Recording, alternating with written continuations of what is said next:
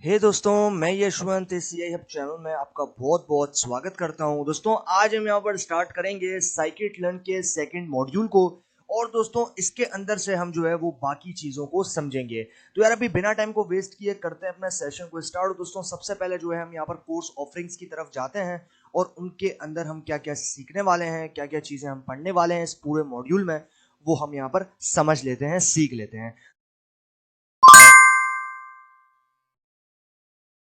तो दोस्तों, यहाँ पर आप देखो, सबसे पहले हम यहाँ पर स्टार्ट करेंगे एनवायरनमेंट सेटअप और पाइथन के क्रैश कोर्स को। एंड देन इसके अंदर हमारे पास जो है कुछ मॉड्यूल्स हैं, जिसके अंदर आप यहाँ पर देख रहे हो कि ये जो हमारा सेक्शन है इसका नाम है environment setup and Python crash course. इसमें हम जो है कुछ मॉड्यूल्स हैं, इसको पढ़ेंगे, इसको समझेंगे। Environment setup in Windows, Google Colab, cloud environment, basics of Python. उसके बाद यहाँ पर जो है बेसिक्स कुछ पाइथन के, जिसके अंदर हम यहाँ पर अपना फर्स्ट प्रोग्राम लिखना शुरू करेंगे।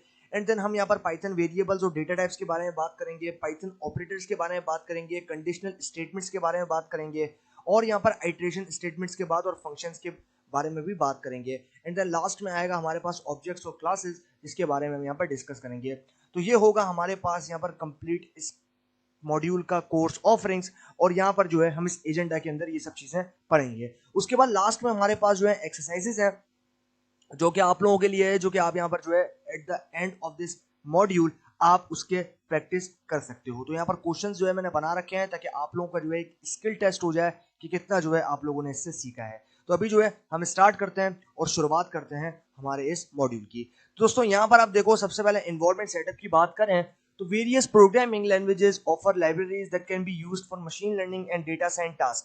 अब यहाँ पर बहुत सारी प्रोग्रामिंग लैंग्वेजेस हैं जो कि हमें ऑफर करती है लाइब्रेरीज को, जो कि हम यूज कर सकते हैं मशीन लर्निंग के लिए और डेटा साइंस टास्क को कंप्लीट करने के लिए। However, you will be using the scikit-learn library which is written in the Python programming language। अब यहाँ पर हमारे पास जो scikit-learn library है, उसको यूज करते हुए हमारे पास पाइथन प्रोग्रामिंग लैंग्वेज के साथ में कोई भी काम जो है हम इजी तरीके से कर सकते हैं। उसके बाद आता है विंडोज सेटअप।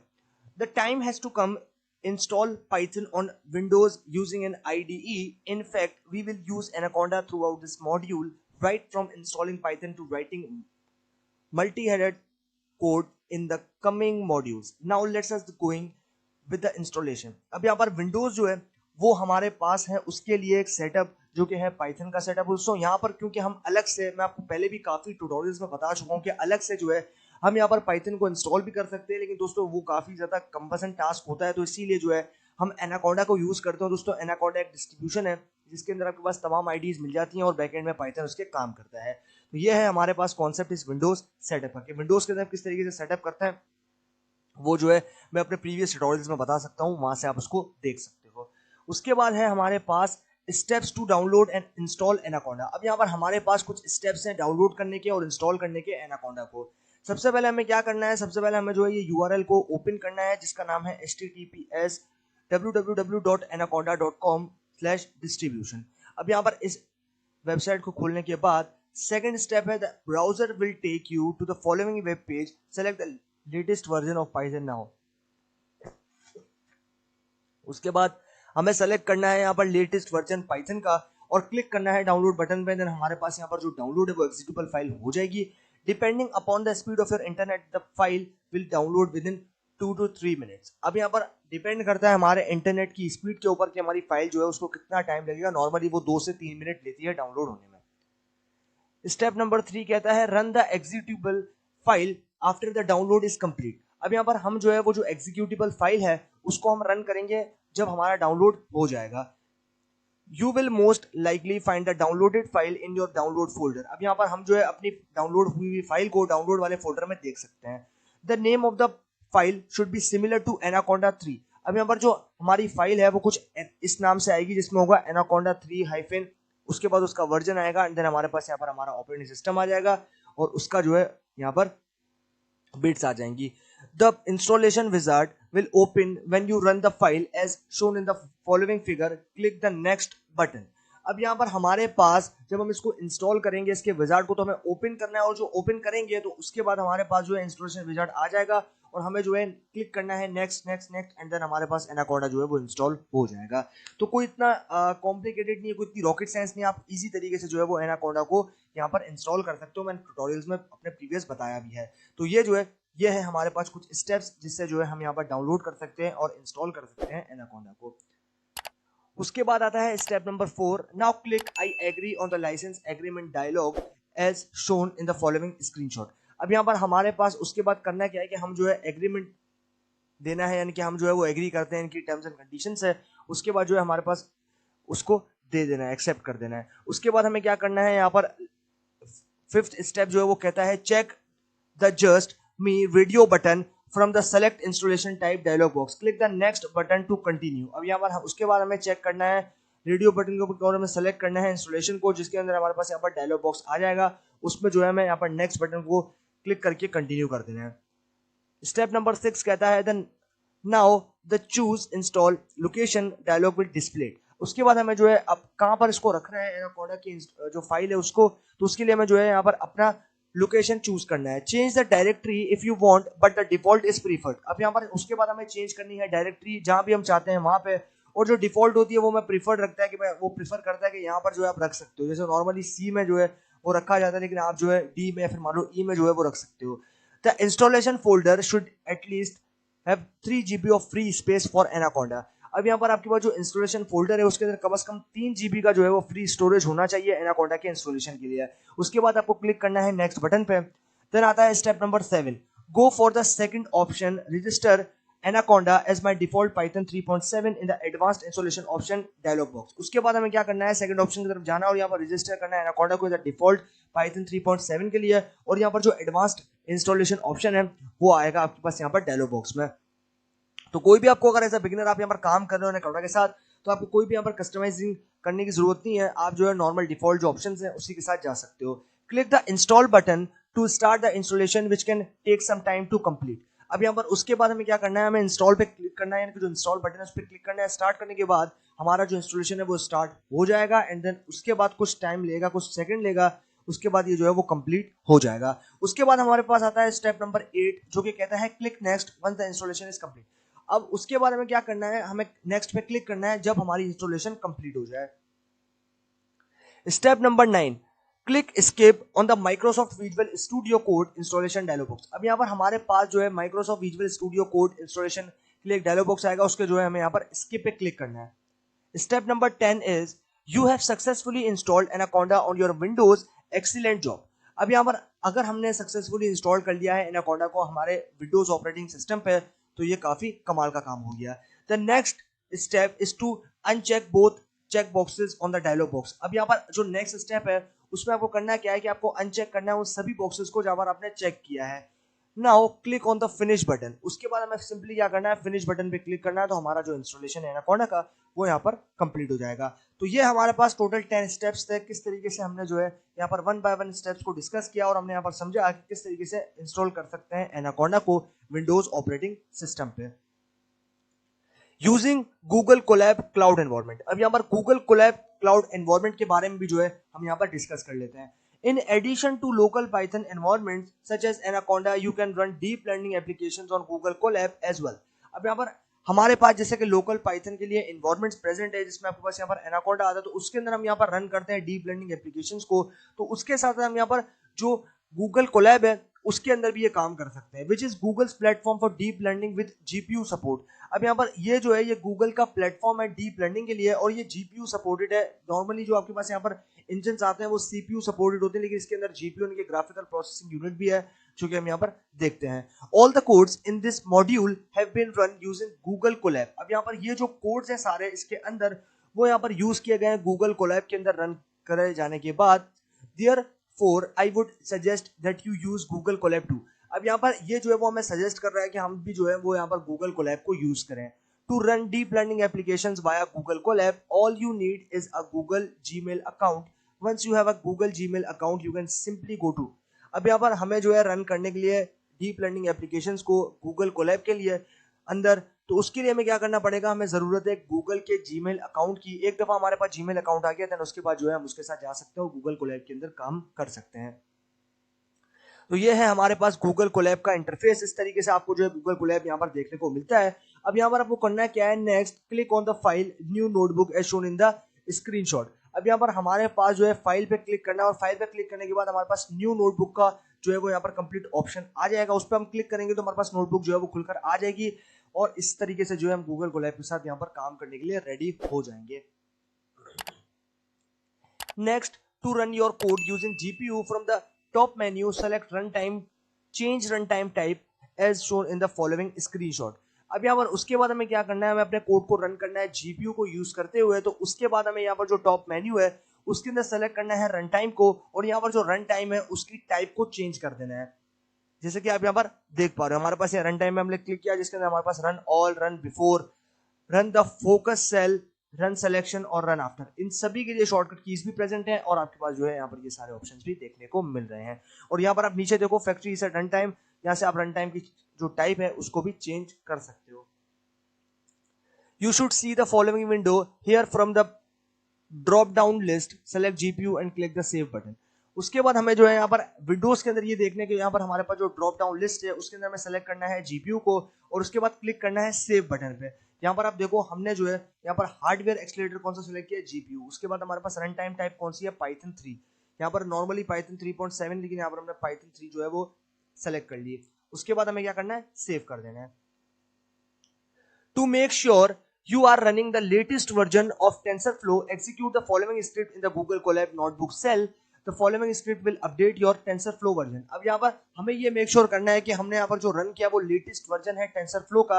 एग्जीक्यूट करना है हमारी फॉलोइंग स्क्रिप्ट को जो कि आप यहाँ पर नीचे देख पा रहे हो। इससे हमारा जो TensorFlow है वो अपग्रेड हो जाएगा और उसके अंदर जो गूगल कोलैब सेल है उसके अंदर जो है हम यहाँ पर इसको अपग्रेड कर लेंगे। The following script will update your TensorFlow version. अब यहाँ पर जो हमारे पास ये स्क्रिप्ट है जिसके अंदर आपको देखने को मिल रहा है पिप install hyphen hyphen upgrade TensorFlow। ये क्या करेगा, ये हमारे TensorFlow का जो अपडेटेड यानी कि मोस्ट अपग्रेडेड वर्जन है वो इंस्टॉल कर देगा और दोस्तों हमारे जो TensorFlow है उसको अपग्रेड कर देगा उसके वर्जन के साथ। To check if you are really running TensorFlow version 2.0।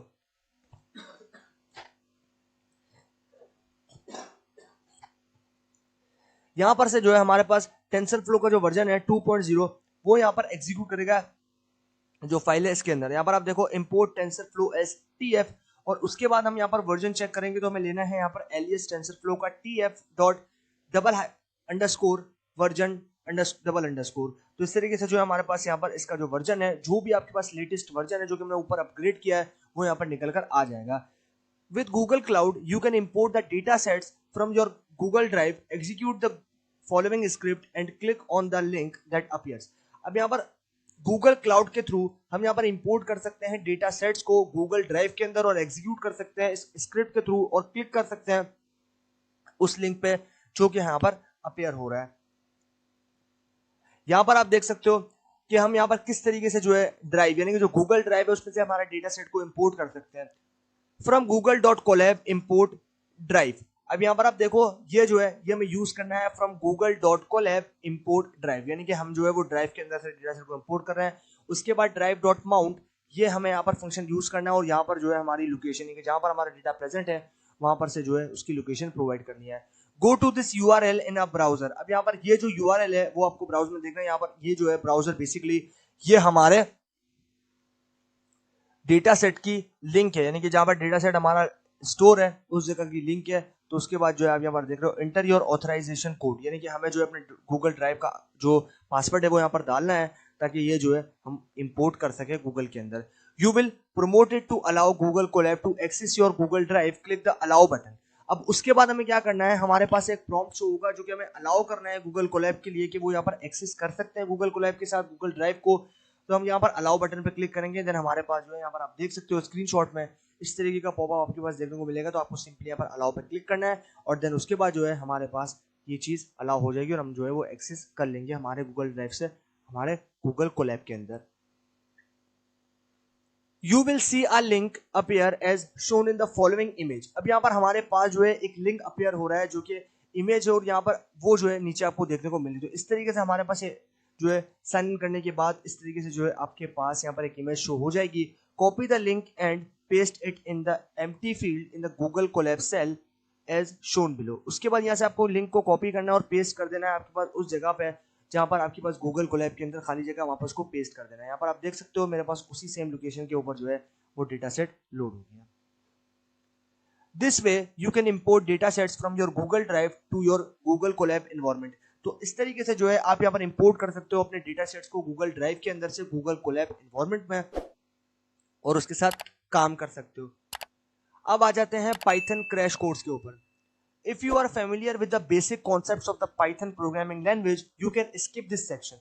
अगर आप यहाँ पर फेमिलियर हो बेसिक कॉन्सेप्ट्स के पाइथन प्रोग्रामिंग लैंग्वेज के तो आप चाहो तो इस सेक्शन को स्किप कर सकते हो। For those who are absolute beginners to Python, this section provides a very brief overview of some of the most basic concepts of Python।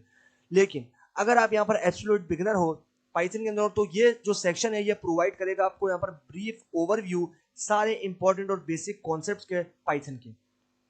Python is a very vast programming language and this section is by no means a substitute for a complete Python book। अब यहाँ पर हमारे पास ये जो Python है वो यहाँ पर काफी वास्ट प्रोग्रामिंग लैंग्वेज है, काफी बड़ी प्रोग्रामिंग लैंग्वेज है और इस सेक्शन के अंदर जो है इसका कोई मतलब नहीं है हम लोग सब्स्टिट्यूट कर रहे हैं कंप्लीट पाइथन बुक को। However, if you want to see how various operations and commands are executed in Python, अब यहाँ पर अगर आप चाहते हो कि आप यहाँ पर बहुत सारे ऑपरेशंस और बहुत सारी कमांड को एग्जीक्यूट करो पाइथन में, you are welcome to follow along with the rest of this section. अब यहाँ पर ये जो है वो हमें वेलकम करा कि आप यहाँ पर फॉलो करो उस चीज को जो कि इस सेक्शन के अंदर आपको यहाँ पर बताई गई है आखिर तक। Writing your first program. You have already installed Python on your computer and established a unique environment in the form of Anaconda। अब यहाँ पर हम जो है वो ऑलरेडी इंस्टॉल कर चुके हैं पाइथन को हमारे कंप्यूटर के लिए और उसके बाद हम एस्टेब्लिश कर रहे हैं एक यूनिक एनवायरनमेंट को जो कि हमारे पास यहाँ पर एनाकोंडा की फॉर्म में आ रहा है। Now it is time to write your first program that is the hello world. अब उसके बाद हम क्या करेंगे, हम जो है यहाँ पर अपना फर्स्ट प्रोग्राम को जो है वो यहाँ पर लिखेंगे जो कि होगा hello world. In order to write a program in Anaconda, you have to launch Anaconda Navigator। अब यहाँ पर हम जो है अगर प्रोग्राम को लिखना चाहते हैं तो उसके लिए हमें जो है लॉन्च करना पड़ेगा Anaconda Navigator को। तो हमें सिंपली पुट यहाँ पर क्या करना है, यहाँ पर करना है search Anaconda Navigator in your Windows search box. उसके बाद हमें क्या करना है, हमें यहाँ पर सर्च करना है Anaconda Navigator को हमारे विंडोज सर्च बॉक्स में एंड देन उसके बाद हमें सिंपली पुट यहाँ पर क्या करना है, क्लिक करना है Anaconda Navigator पे। तो एप्लीकेशन आइकन जो है वो हमारे पास खुलकर आ जाएगा और जो है उसके अंदर सारी आईडीज जो है वो आपको यहाँ पर देखने को मिल जाएगी। Once you click on the application, Anaconda dashboard will open। The dashboard offers you tools to write your code। अब यहाँ पर हमारे पास जब एक दफा हमने इसको क्लिक कर दिया एप्लीकेशन पे तो जो एनाकोंडा है वो डैशबोर्ड की फॉर्म में हमारे पास यहाँ पर खुल जाएगा और जो डैशबोर्ड है वो हमें ऑफर्स करता है बहुत सारे टूल्स को जिसके अंदर जो है हम यहाँ पर कोड को लिख सकते हैं। We will use the Jupyter notebook, the most popular of this tools to write and explain the code throughout this module. उसके बाद हम जो है यहाँ पर यूज करेंगे जुपिटर नोटबुक को जो कि मोस्ट पॉपुलर टूल्स है और यहाँ पर हम लिख सकते हैं और एक्सप्लेन कर सकते हैं कोड को थ्रू आउट दिस मॉड्यूल, पूरे मॉड्यूल के अंदर। तो ये है हमारे पास यहाँ पर एनाकोंडा का इंटरफेस जो कि आप यहाँ पर देख सकते हो। इस तरीके का जो एनाकोंडा का इंटरफेस है वो आपको यहाँ पर देखने को मिल जाएगा। The Jupyter Notebook is available at the second position from the top of the dashboard। अब यहाँ पर हमारे पास जो Jupyter Notebook है वो अवेलेबल होती है सेकंड पोजीशन पे हमारे डैशबोर्ड के टॉप के ऊपर। You can use Jupyter Notebook even if you don't have access to the internet। आप यहाँ पर जो है वो जुपिटर नोटबुक को तब भी यूज करते हो कि अगर आपके पास इंटरनेट कनेक्शन नहीं है तब भी आप जो है जुपिटर नोटबुक को यहाँ पर यूज कर सकते हो। As it run right in your default browser. अब यहाँ पर ये जो है वो आपके डिफॉल्ट ब्राउजर के अंदर जो है वो रन हो सकता है। Another method to open Jupyter Notebook is to type Jupyter Notebook in the Windows search bar। अब यहाँ पर हमारे पास जो दूसरा मेथड है खोलने के लिए Jupyter Notebook को वो ये कि हमें सिंपली पुट यहाँ पर सर्च बार में विंडोज के टाइप करना है Jupyter Notebook, तो हमारे पास यहाँ पर जो है Jupyter Notebook खुलकर आ जाएगा। Subsequently click on the Jupyter Notebook application। The application will open in a new tab on your browser। अब यहाँ पर जब आप क्लिक करोगे Jupyter Notebook की एप्लीकेशन पे तो ये जो एप्लीकेशन है वो खुलकर आ जाएगी आपके पास एक नए टैब के साथ एक नए ब्राउजर के अंदर और इस तरीके से जो है आप उसके साथ काम करना चाहो तो कर सकते हो। The top right corner of the Jupyter Notebook on dashboard houses a new button which you have to click the open a new document or drop down containing a several options will appear. Click on Python 3. अब यहाँ पर हमारे पास जो top right corner है, यहाँ पर आप देख रहे हो जो टॉप राइट कॉर्नर है, इस टॉप राइट कॉर्नर के ऊपर जो है आपके पास जुपिटर नोटबुक जो है उसका डैशबोर्ड आपको देखने को मिल रहा है। और यहाँ पर आप जो है एक न्यू बटन के ऊपर क्लिक करोगे, देन आपके पास जो है एक पॉपअप खुलकर आ जाएगा, यानी कि जो ड्रॉप डाउन मेन्यू आपके पास खुलकर आ जाएगा। तो उसके बाद जो आप यहाँ पर न्यू पे क्लिक करोगे तो आपके पास न्यू नोटबुक जो है खुलकर आ जाएगी, which you have to click on open a new document. अगर आप यहाँ पर न्यू डॉक्यूमेंट पे क्लिक करोगे, a drop down containing several options will appear, click on Python 3।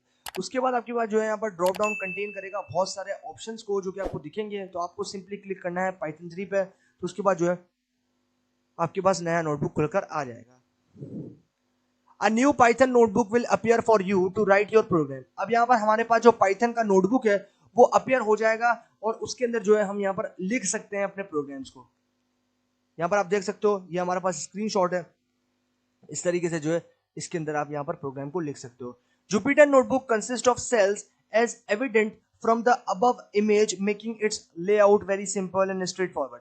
अब यहाँ पर जो जुपिटर नोटबुक है वो कंसिस्ट करता है सेल्स के ऊपर, और यहाँ पर जो ऊपर आपके पास इमेजेस होती हैं उसके अंदर भी बहुत सारे लेआउट्स होते हैं जो कि सिंपल होते हैं और जगह स्ट्रेट फॉरवर्ड होते हैं। You will write your code inside these cells, let us right our first ever Python programme in Jupyter notebook. अब यहाँ पर हम जो है वो लिख सकते हैं कोड को इनसाइड अवर सेल्स, और यहाँ पर जो है हम अपने प्रोग्राम को पाइथन के अंदर लिख सकते हैं, पहले प्रोग्राम को, फर्स्ट प्रोग्राम को। राइट योर फर्स्ट प्रोग्राम, तो यहाँ पर आप देखो प्रिंट, उसके बाद हमने लिखा है welcome to data visualisation with Python. तो यहाँ पर आप देखो हमारे पास जो है इस स्क्रीनशॉट के थ्रू आप यहाँ पर देख सकते हो कि हमारे पास ये चीज जो है वो शो हो गई है, और यहाँ पर से जो है हमने इसको प्रिंट कर लिया है। The above script basically prints a string value in the output using the print method। अब यहाँ पर जो हमारे पास ऊपर स्क्रिप्ट देखने को मिल रही है, बेसिकली वो यहाँ पर प्रिंट कर रही है स्ट्रिंग वैल्यूज को, जो कि आपके पास यहाँ पर आउटपुट में आता है, और यहाँ पर आप जो प्रिंट कर सकते हो प्रिंट मेथड के through. The print method is used to print on the console any string pass to it. अब यहाँ पर हमारे पास जो प्रिंट मेथड होता है वो यूज करते हैं हम यहाँ पर प्रिंट करने के लिए कंसोल के अंदर, और यहाँ पर हम जो है किसी भी स्ट्रिंग को पास करवा सकते हैं। If you see the following output, you have successfully run your first Python programme. जब आप यहाँ पर जो है वो इस आउटपुट को देखोगे तो आप यहाँ पर समझ जाओगे आपने जो है सक्सेसफुली रन कर दिया अपने पहले पाइथन प्रोग्राम को। Let's now explore some of the other important Python concept starting with variables and data types। अब यहाँ पर हम जो है वो एक्सप्लोर कर सकते हैं कुछ दूसरे इंपॉर्टेंट पाइथन के कॉन्सेप्ट्स को, starting with variables and data types, जो कि हम यहाँ पर वेरिएबल्स के साथ और डेटा टाइप के साथ जो है वो स्टार्ट कर सकते हैं। यहाँ पर आप देखो रिक्वायरमेंट क्या है हमारे पास, रिक्वायरमेंट है एनाकोंडा, जुपिटर और मैटप्लॉटलिब। बेसिकली मैटप्लॉटलिब को यहाँ पर हमारे पास आईडी नहीं है, मैटप्लॉटलिब डेटा विजुअलाइजेशन लाइब्रेरी है। All the scripts in this book have been executed via Jupyter Notebook. Therefore, you should have Jupyter Notebook installed। अब यहाँ पर जितनी भी स्क्रिप्ट इस बुक के अंदर, इस किताब के अंदर प्रेजेंट थी, वो एग्जीक्यूटेड थी हमारे पास यहाँ पर Jupyter Notebook के अंदर। Therefore, you should have Jupyter Notebook installed। तो आपके पास जो है यहाँ पर Jupyter Notebook installed होना चाहिए। It goes without saying that we will be using Matplotlib library। अब यहाँ पर जो है हम बगैर मैटप्लॉटलिब को यूज किए यहाँ पर काम नहीं कर सकते। यहाँ पर आप देख सकते हो it goes without saying that we will be using matplotlib library. तो यहाँ पर जो है मैटप्लॉटलिब लाइब्रेरी की जरूरत पड़ेगी। The numpy pandas library should also be installed before this chapter. तो यहाँ पर जो है हमें numpy और pandas को भी इंस्टॉल करना पड़ेगा स्टार्ट करने से पहले इस चैप्टर को। तो ये है हमारे पास रिक्वायरमेंट्स एनाकोंडा, जुपिटर और matplotlib. Hands on time source codes. All IPython notebook for the source code of all the scripts in this chapter can be found in the SharePoint repository। अब यहाँ पर आपके पास जो IPython notebooks है, source codes है, वो सारी की सारी स्क्रिप्ट जो है वो आपको इस चैप्टर की मिल जाएगी SharePoint repository पे। I would suggest that you write all the code in this chapter yourself and see if you can get the same output as mentioned in this chapter। तो यहाँ पर आप देख रहे हो हमारे पास जो है हम सजेस्ट कर रहे हैं सारे कोड्स को, और यहाँ पर हमारे पास जो है ये चैप्टर के अंदर सारी चीजें यहाँ पर देखने को मिल रही हैं। Python variables and data types. Data types in a programming language refer to the type of data that the language is capable of processing. अब यहाँ पर जो डेटा टाइप होती है प्रोग्रामिंग लैंग्वेज की, वो रेफर करता है डेटा टाइप को और यहाँ पर लैंग्वेज को जो कि कैपेबल होती है प्रोसेसिंग के लिए। तो यहाँ पर आप देख सकते हो स्ट्रिंग्स हैं, इंटीजर्स हैं, फ्लोटिंग पॉइंट नंबर्स हैं, बूलियंस हैं, लिस्ट है, ट्यूपल्स हैं और डिक्शनरीज हैं। ये क्या, ये सारी हमारे पास यहाँ पर वेरिएबल्स और डेटा टाइप्स है। तो इस तरीके से जो है हम इसके साथ अभी काम करेंगे और जब हम हैंड्स ऑन एक्सपीरियंस गेन करेंगे तो हमें जो है यहाँ पर पता चल जाएगा। A variable is an alias for the memory address where actual data is stored. अब यहाँ पर जो वेरिएबल होता है वो एक तरह का एलियस होता है जहां पर हमारे पास वो जो है वो मेमोरी को एड्रेस करते हैं कि हमारा जो एक्चुअल डेटा है वो कहाँ स्टोर है। द डेटा और the values stored in at a memory address can be accessed and updated via the variable name. उसके बाद आपके पास जो डेटा होता है और जो वैल्यूज होती है वो स्टोर होती है मेमोरी एड्रेस में, जो कि हम यहाँ पर एक्सेस कर सकते हैं और यहाँ पर अपडेट कर सकते हैं via variable name. Unlike the other programming language like C++, Java and C#, Python is loosely typed. अब यहाँ पर जो दूसरी आपके पास लैंग्वेजेस होती हैं जिसमें C++ है, Java है और C# है, Python जो है loosely यहाँ पर typed है, which means that you don't have to specify the data type while creating a variable. इसके अंदर क्या होता है कि इसका मतलब ये है कि आप स्पेसिफाई नहीं कर सकते तब जब आप यहाँ पर क्रिएट कर सकते हो अपने वेरिएबल को, जब क्रिएट करते टाइम अपने वेरिएबल को आप डेटा टाइप स्पेसिफाई नहीं कर सकते। Rather the type of the data is evaluated at runtime. अब यहाँ पर हमारे पास जो डेटा होता है यानी कि जो टाइप होती है डेटा की वो इवैल्यूएट होती है हमारे पास यहाँ पर तब जब हम रन टाइम करते हैं। तो यहाँ पर जो है रन टाइम के टाइम पे बेसिकली। तो example demonstrate how to create different data types and how to store them in their corresponding variables. अब यहाँ पर हमारे पास जो एग्जांपल्स होती हैं डेमोन्स्ट्रेट करने के लिए हम यहाँ पर क्रिएट कर सकते हैं डिफरेंट डेटा टाइप्स को और हमारे पास यहाँ पर जो है वो स्टोर होती है हमारे करस्पॉन्डिंग वेरिएबल्स के अंदर।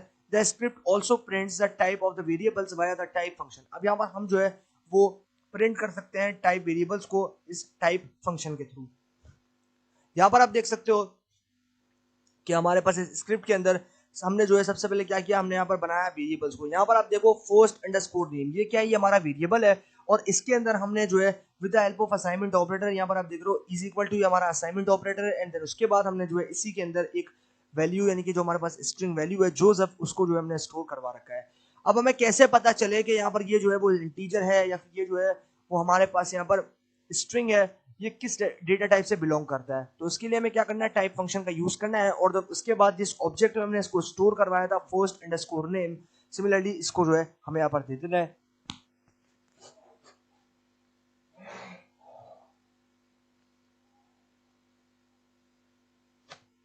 देन हमारे पास जो है ये चीज यहाँ पर निकल कर आ जाएगी। तो टाइप जो है वो हमारे पास इस तरीके से आ जाएगी। तो यहाँ पर टाइप फंक्शन दिया, उसके बाद हमने यहाँ पर दे दिया हमारा ऑब्जेक्ट और ये ऑब्जेक्ट का नाम है फर्स्ट अंडरस्कोर नेम।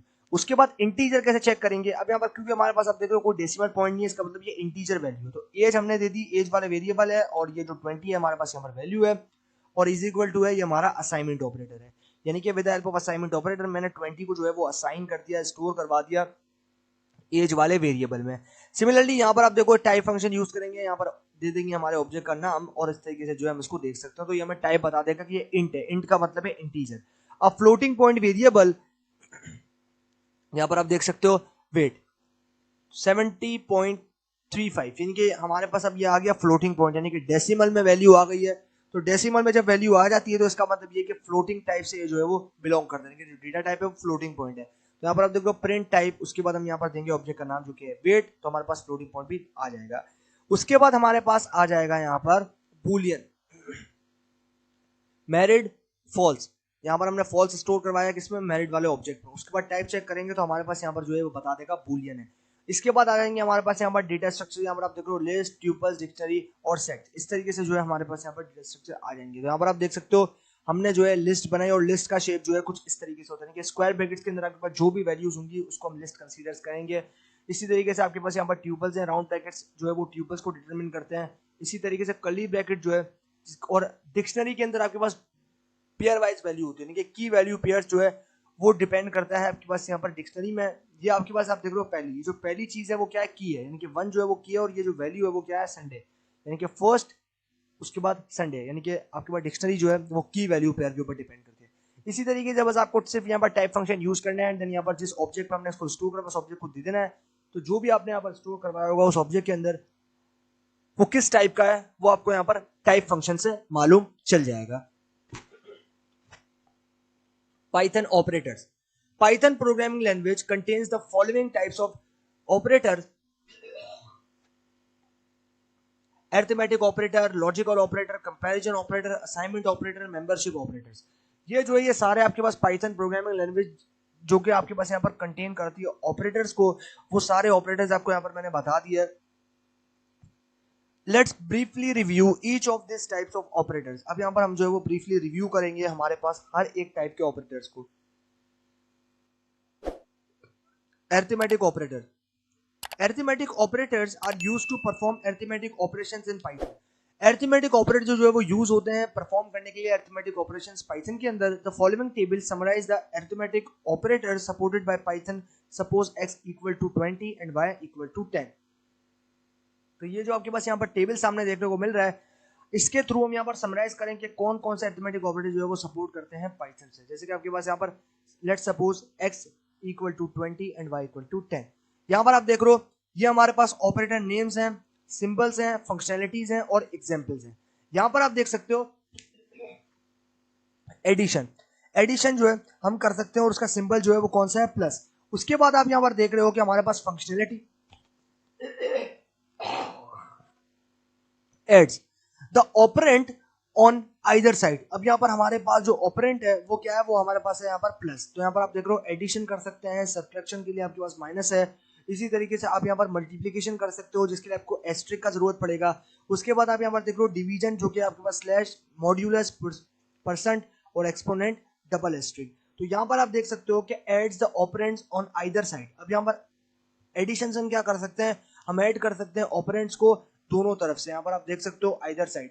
तो मान लो x को हमने 20 दिया था और y को हमने 10 दिया था, तो 20 प्लस 10 कितना हो गया, 30. इसी तरीके से आप यहाँ पर देख रहे हो सब्ट्रैक्शन यानी कि काटना, माइनस करना.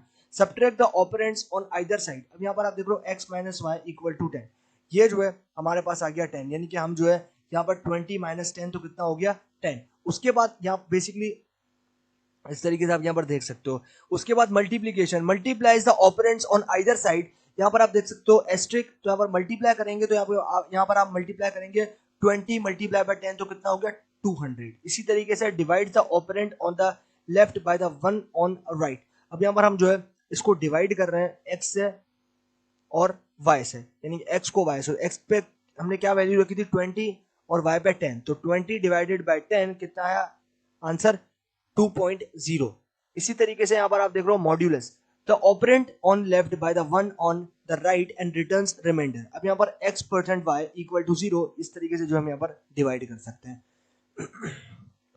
Exponent takes exponent of the operand on the left to the power of right. अब यहाँ पर x डबल एस्ट्रिक y, यहाँ पर एक्सपोनेंट देंगे तो हमारे पास यहाँ पर एक्सपोनेंट में आप देख रहे हो आंसर आ चुका है. तो इस तरीके से जो है हमारे पास यहाँ पर हम काम कर सकते हैं. हमने यहाँ पर कितने तरह के ऑपरेटर्स को देखा, एडिशन, सब्ट्रैक्शन, मल्टीप्लिकेशन, मॉड्यूलस और एक्सपोनेंट. ये जो है ये आते हैं हमारे पास अरिथमेटिक ऑपरेटर की कैटेगरी में. यहाँ पर आप देखो अब इसकी प्रैक्टिकल एग्जांपल्स भी हमने देख ली. x को असाइन किया 20, y को असाइन किया हमने 10. सिमिलरली यहाँ पर आप देख रहे हो एडिशन की हमने पहले, फिर मल्टीप्लिकेशन बेसिकली, फिर हमने सब्ट्रैक्शन की, उसके बाद हमने जो है वो यहाँ पर मल्टीप्लिकेशन की, इसके बाद हमने जो है सिंपली यहाँ पर डिवीजन की, एंड देन उसके बाद हमने जो है वो यहाँ पर एक्सपोनेंट निकाला. तो ये जो है ये हम यहाँ पर कर सकते हैं. उसके बाद आता है सेकंड ऑपरेटर जो कि है logical operators. Logical operators are used to perform logical and और and not operations in Python. अब यहाँ पर लॉजिकल ऑपरेटर्स जो है वो यूज करते हैं परफॉर्म करने के लिए लॉजिकल ऑपरेशंस को, जिसमें आपके पास यहाँ पर एंड ऑपरेटर है, और ऑपरेटर है और नॉट ऑपरेटर है पाइथन के अंदर. The following table summarize the logical operators here x is true and y is false. अब यहाँ पर हमारे पास ये जो टेबल है वो समराइज कर रहा है लॉजिकल ऑपरेटर्स को. तो यहाँ पर x को जो है वो हमने ट्रू सेट किया और y को जो है वो हमने फॉल्स सेट किया. तो यहाँ पर आप देखो ऑपरेटर सबसे पहले एंड के साथ काम करेंगे. इनका डिफरेंस समझना काफी ज्यादा इंपॉर्टेंट है. यहाँ पर आप देखो लॉजिकल ऑपरेटर के अंदर एंड ऑपरेटर की बात करें और यहाँ पर सिंबल भी जो है वो किससे आता है, एंड से आता है. If both the operands are true then the condition becomes true. And operator के अंदर अगर आपके पास x भी ट्रू है, y भी ट्रू है, तभी जाकर जो है आपका एंड आंसर ट्रू आएगा. अगर आपके पास एंड ऑपरेटर के अंदर एक भी फॉल्स है तो आपके पास हमेशा आंसर फॉल्स आएगा. ट्रू तभी आएगा जब दोनों ऑपरेटर ट्रू होंगे. तो यहाँ पर आप देखो x को जो है वो हमने ट्रू दिया था और y को जो है वो हमने फॉल्स दिया था. तो क्योंकि हमारे पास दोनों ट्रू नहीं है तो इसलिए हमारे पास फाइनल आंसर क्या आया, ट्रू फॉल्स फॉल्स, अगर ट्रू ट्रू होता तो ट्रू आता। तो एंड ऑपरेटर में क्या है, एंड ऑपरेटर में ट्रू तभी आएगा जब दोनों ट्रू होंगे, अदरवाइज सभी कंडीशन में फॉल्स आएगा। उसके बाद आता है सेकंड ऑपरेटर जो कि है लॉजिकल ऑपरेटर, जो कि है और, डिटरमिन भी और से होता है। If any of the two operands are true then condition becomes true. अब यहाँ पर अगर आपके पास दोनों ऑपरेंड जो है वो ट्रू होंगे तभी हमारे पास कंडीशन जो है वो यहाँ पर ट्रू होगी। इसी तरीके से आप यहाँ पर देख सकते हो, हमने किया था x, यहाँ पर आप देख सकते हो इसमें कोई डिफरेंस नहीं है। यहाँ पर आप देख सकते हो x को जो हमने ट्रू दिया था और y को जो हमने फॉल्स दिया था, यानी कि यहाँ पर आप देखो एक हमारे पास फॉल्स है और एक हमारे पास ट्रू है। तो एक हमारे पास फॉल्स होने के बाद और एक हमारे पास ट्रू होने के बाद भी कोई फर्क नहीं पड़ा, फाइनल आंसर क्या आया, ट्रू आया। लेकिन एंड में ऐसा नहीं है, एंड में हमारे पास अगर एक भी फॉल्स होगा तो आंसर हमेशा फॉल्स आएगा। ट्रू सिर्फ तभी आएगा जब दोनों ट्रू होंगे, लेकिन और में ऐसा नहीं है। और में अगर आपके पास यहाँ पर फॉल्स तभी आएगा जब दोनों फॉल्स होंगे, अदरवाइज वो ट्रू आएगा। True false true, false true true, इस तरीके से जो है आपके पास हमेशा ट्रू आएगा जब भी आपके पास ऑपरेंड डिफरेंट होंगे। उसके बाद आता है नॉट, सिंबल भी जो है वो नॉट से रिप्रेजेंट होगा। Use to reverse the logical state of its operand. अब यहाँ पर जो है वो रिवर्स कर रहा है लॉजिकल स्टेट को ऑपरेंड के। यहाँ पर आप देख रहे हो not x and y true, यहाँ पर आप देखो हमारे पास x not x and y true, तो यहाँ पर हमने दोनों डिफरेंट थे तो हमारे पास यहाँ पर आ गया, आप देख रहे हो कि ट्रू। तो इस तरीके से जो है पहले हमारे पास क्या होता है, यहाँ पर एंड है बीच में, तो एंड के बाद हमारे पास क्या आता, फॉल्स आता। तो फॉल्स के आने के बाद ये नॉट से क्या होता है, ये रिवर्स कर देता है, क्योंकि हमने पहले पढ़ा था कि x को हमने क्या दिया है ट्रू, y को हमने क्या दिया फॉल्स। तो ट्रू और फॉल्स एंड की कंडीशन में क्या आता है, फॉल्स आता है। तो फॉल्स को जब हम रिवर्स करते हैं तो वो किस में कन्वर्ट हो जाएगा, ट्रू में कन्वर्ट हो जाएगा। तो ये नॉट का काम क्या होता है, नॉट ऑपरेटर का, ये रिवर्स कर देंगे। जो आपके पास फाइनल आउटपुट आता है, मान लो x को हमने दिया है ट्रू और y को हमने दिया है फॉल्स, तो ट्रू और फॉल्स एंड की कंडीशन में क्या आना चाहिए, फॉल्स। अब नॉट ऑपरेटर बीच में पड़ा हुआ है तो नॉट ऑपरेटर क्या करेगा, उसको रिवर्स कर देगा। यानी कि जो हमारे पास अगर मान लो फाइनल आउटपुट ट्रू आ रहा है तो वो फॉल्स कर देगा, और फाइनल आउटपुट फॉल्स आ रहा है तो वो ट्रू कर देगा। तो क्योंकि इस कंडीशन में फॉल्स आ रहा था तो उसने जो है वो फाइनल आउटपुट ट्रू कर दिया। तो ये थे हमारे पास यहाँ पर कॉन्सेप्ट लॉजिकल ऑपरेटर्स के। यहाँ पर आप देखो हमारे पास प्रैक्टिकल एग्जांपल्स भी आ गई। x को हमने ट्रू दिया, y को हमने फॉल्स दिया। सिमिलरली यहाँ पर आप देख रहे हो x एंड y, तो हमारे पास क्या आएगा, फॉल्स। x और y तो आएगा ट्रू। उसके बाद हमारे पास आएगा x एंड y, तो आंसर क्या आया, फॉल्स। और इसको हमने रिवर्स कर दिया with help of not operator, तो रिवर्स होने के बाद क्या हो गया, ट्रू हो गया। Comparison operators, comparison operators as the name suggests are used to compare two or more than two operands। अब यहाँ पर जो कंपैरिजन ऑपरेटर्स हैं उसके नाम से ही सजेस्ट कर रहा है हमें कि हम यूज कर रहे हैं कंपेयर करने के लिए दो या फिर दो के ज्यादा ऑपरेंड्स को, depending upon the relation between the operands. अब यहाँ पर हम जो है वो डिपेंड कर रहे हैं रिलेशन को between the operands. Comparison operators return Boolean values. अब यहाँ पर जो कंपैरिजन ऑपरेटर्स हैं वो रिटर्न कर रहा है बूलियन वैल्यूज को। तो following table summarise comparison operators in Python. अब यहाँ पर जो टेबल है वो समराइज कर रहा है कंपैरिजन ऑपरेटर्स को पाइथन के अंदर, जिसमें हम x को जो है वो दे रहे हैं 20 और y को जो है वो हम दे रहे हैं 35। तो यहाँ पर आप देख सकते हो इस टेबल के अंदर ऑपरेटर्स कौन कौन से हैं, equality, inequality, greater than, smaller than, greater than और इक्वल टू, स्मॉलर देन और इक्वल टू, ये सारे ऑपरेटर्स हैं। उसके बाद यहाँ पर आप देखो इनके symbols, equality double is equal to से रिप्रेजेंट हो रहा है, अनइक्वालिटी एक्सक्लेमेशन मार्क और इक्वल टू से रिप्रेजेंट हो रहा है, ग्रेटर देन जो है वो हमारे पास इस सिंबल से जो है वो रिप्रेजेंट हो रहा है, और स्मॉलर देन वो इस सिंबल से रिप्रेजेंट हो रहा है। इसी तरीके से यहाँ पर आप देखो ग्रेटर देन और इक्वल टू इस सिंबल से, और स्मॉलर देन और इक्वल टू इस सिंबल से। सिमिलरली यहाँ पर आप देखो डिस्क्रिप्शन भी दे रखी है। सबसे पहले इक्वालिटी की बात कर लेते हैं। Returns true if values of both the operands are equal. अब यहाँ पर ये क्या करेगा, ये ट्रू रिटर्न करेगा जब जब हमारे पास दोनों ऑपरेंड्स की वैल्यू जो है वो इक्वल होगी। सिमिलरली यहाँ पर आप देखो inequality returns true if values of both the operands are not equal. ये ट्रू रिटर्न करेगा तब जब हमारे पास दोनों ऑपरेंड्स की वैल्यूज अनइक्वल होंगी। Greater than return true if value of the left operand is greater than the right one. ये क्या करेगा, ये रिटर्न करेगा ट्रू जब हमारे पास वैल्यू जो है वो लेफ्ट ऑपरेंड की बड़ी होगी राइट ऑपरेंड से। तो ये जो है उस सिचुएशन में हमारे पास ट्रू रिटर्न करेगा। Smaller than return true if value of the left operand is smaller then the right one. तो ये क्या करेगा, ये ट्रू रिटर्न करेगा तब जब हमारे पास यहाँ पर लेफ्ट ऑपरेंड की वैल्यू छोटी होगी राइट ऑपरेंड से। ग्रेटर देन और equal to return true if value of the left operand is greater than और equal to the right operand.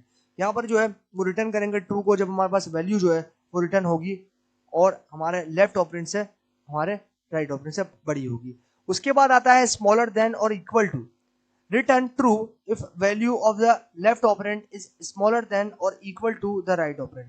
तो यहाँ पर हमारे पास जो है ये रिटर्न करेगा ट्रू वैल्यू तब हमारे पास जब लेफ्ट ऑपरेंड जो है वो छोटा होगा और इक्वल होगा राइट ऑपरेंड के।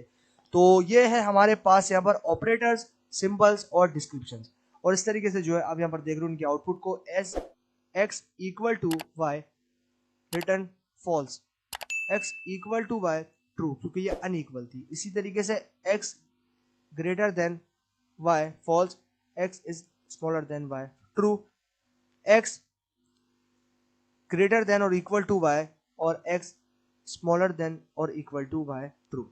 ठीक है, इस तरीके से जो है हमारे पास ये चीज निकल कर आ गई और ये प्रैक्टिकल भी जो है आप यहाँ पर इसका देख सकते हो। तो ये है हमारे पास यहाँ पर कंपैरिजन ऑपरेटर्स। तो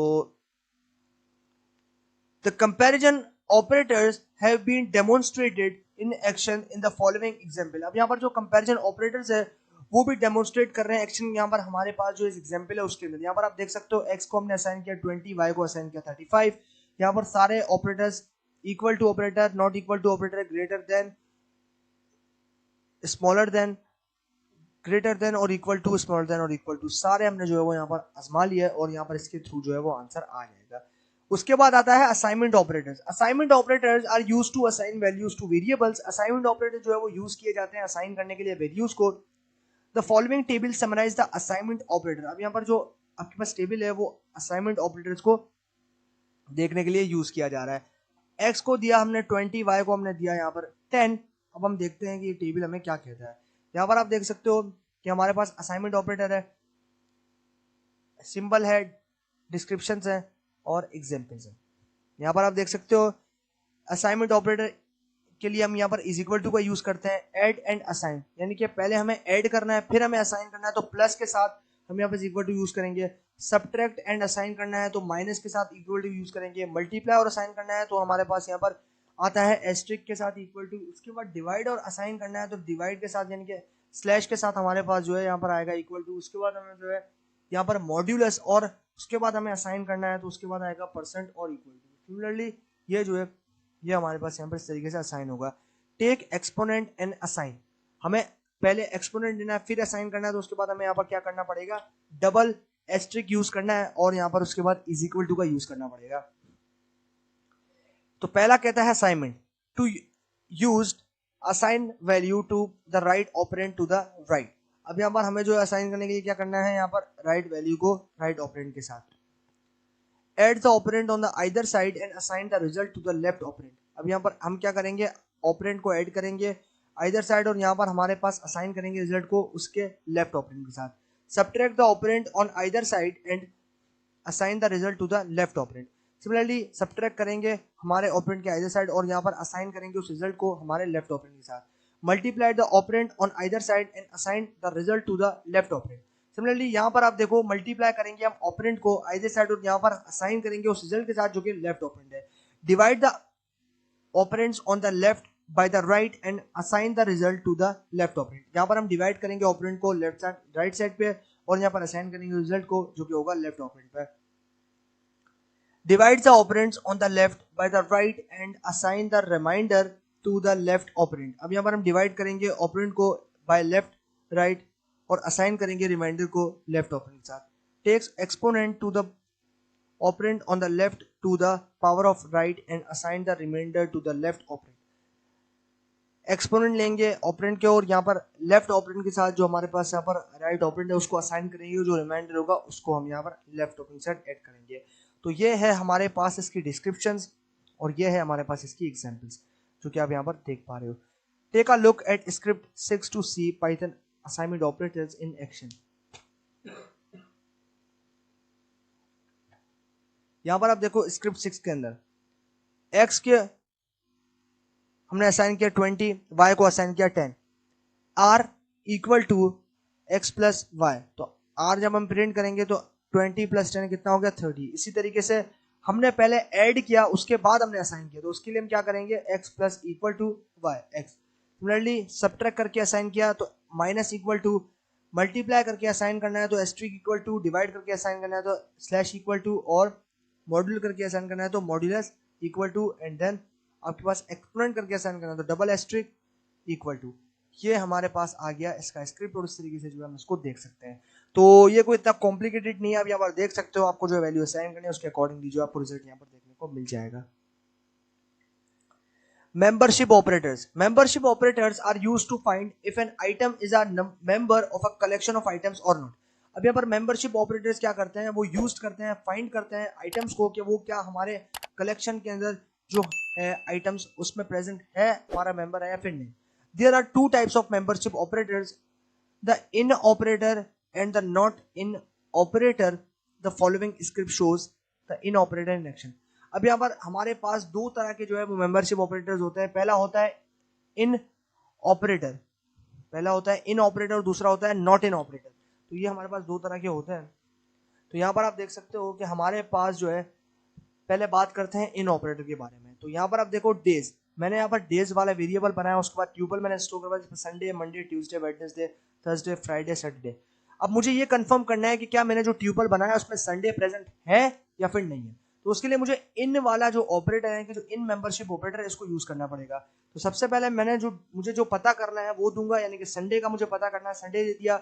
उसके बाद इन कीवर्ड यूज करेंगे, जो मेरे पास यहाँ पर इन ऑपरेटर है मेंबरशिप ऑपरेटर वो यूज किया। उसके बाद इस वेरिएबल में इसको स्टोर करा, उस वेरिएबल का नाम जो कि है डेज वो मैंने यहाँ पर दे दिया। And here is an example of the not in operator. अब यहाँ पर जो है वो मिसाल है हमारे पास कि ये जो है वो इसमें प्रेजेंट है या फिर नहीं है। तो स्क्रिप्ट 8 के अंदर आप देख सकते हो हम नॉट इन को यूज करें, यानी कि एक्स संडे जो है वो हमारे पास इसमें प्रेजेंट नहीं है, तो ये जो है वो ट्रू या फिर फॉल्स में जो है वो रिटर्न करेगा। तो क्योंकि ये ट्रू रिटर्न करेगी क्योंकि यहाँ पर जो एक्स संडे है वो हमारे पास इसमें प्रेजेंट नहीं, तो इसलिए हमने यहाँ पर नॉट इन मेंबरशिप ऑपरेटर को यूज किया है। तो दिस इज हाउ कि हम यहाँ पर इस तरीके से इसको यूज कर सकते हैं मेंबरशिप ऑपरेटर्स को, इन ऑपरेटर और not in operator. Conditional statements. Conditional statements in Python are used to implement conditional logic in Python. Conditional statements help you decide whether to execute a certain code block or not.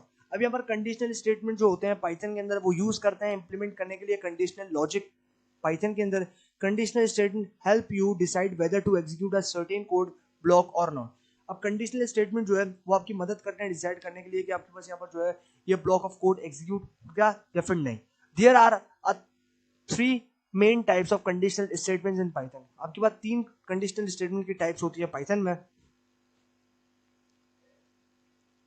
If statement, if else statement और if else if statement.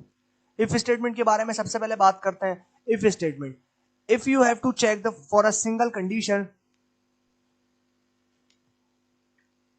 and you are not concerned about the alternate condition। अब यहाँ पर हम जो है वो check कर रहे हैं सिंगल कंडीशन को, you are not concerned about the alternate condition। हम जो है वो यहाँ पर कंसर्न नहीं कर रहे हैं alternate condition के।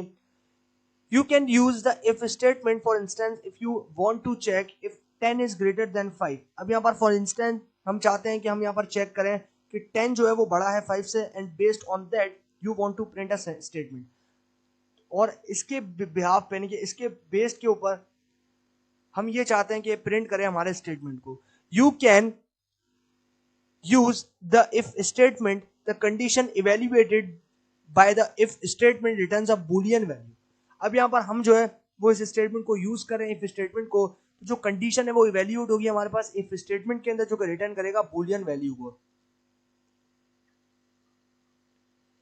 If the condition evaluated by the if statement is true, अगर हमारी कंडीशन इवेल्यूएट होती थी if statement में true, the code block that follows the if statement executes। अब यहाँ पर जो कोड ब्लॉक होगा वो फॉलो करेगा हमारे पास if statement को, जो कि executes करेगा। If it is important to mention that in Python a new code block starts at a new line with an on tab intended from the left when compared with the outer block। अब यहाँ पर ये भी important होता है mention करना कि यहाँ पर जो पाइथन है उसके अंदर हमारे पास जो न्यू कोड ब्लॉक है वो स्टार्ट होता है नई लाइन से, और यहाँ पर वो इंटेंडेड टेप ब्लॉक जो है वो लेफ्ट होता है हमारे पास जब हम कंपेयर करते हैं आउटर ब्लॉक के साथ। Here in the following example the condition 10 greater than 5 is evaluated which return true। अब यहाँ पर हमारे पास एग्जाम्पल के तौर पे कि जब कंडीशन में दी 10 is greater then 5 is evaluated, अगर वो इवेल्युएट होती है विच रिटर्न्स ट्रू, अगर वो ट्रू रिटर्न करती है, hence the code block follows the if statement executes and message is printed on the console। अब यहाँ पर उसके बाद जो कोड ब्लॉक होगा वो फॉलो करेगा उस if स्टेटमेंट को जो कि एग्जीक्यूट हो, जो मैसेज करेगा हमारे पास प्रिंट में उस कंसोल के अंदर। यहाँ पर आप देखो मैंने एग्जांपल भी दे रखी है, if 10 ग्रेटर देन 5, तो यहाँ पर आप देख सकते हो कि मैंने प्रिंट करना है 10 इज ग्रेटर देन 10, ये आप देख रहे हो 10 इज ग्रेटर देन 10, अगर ये कंडीशन ट्रू हुई तो ये आउटपुट पे प्रिंट कर देगा।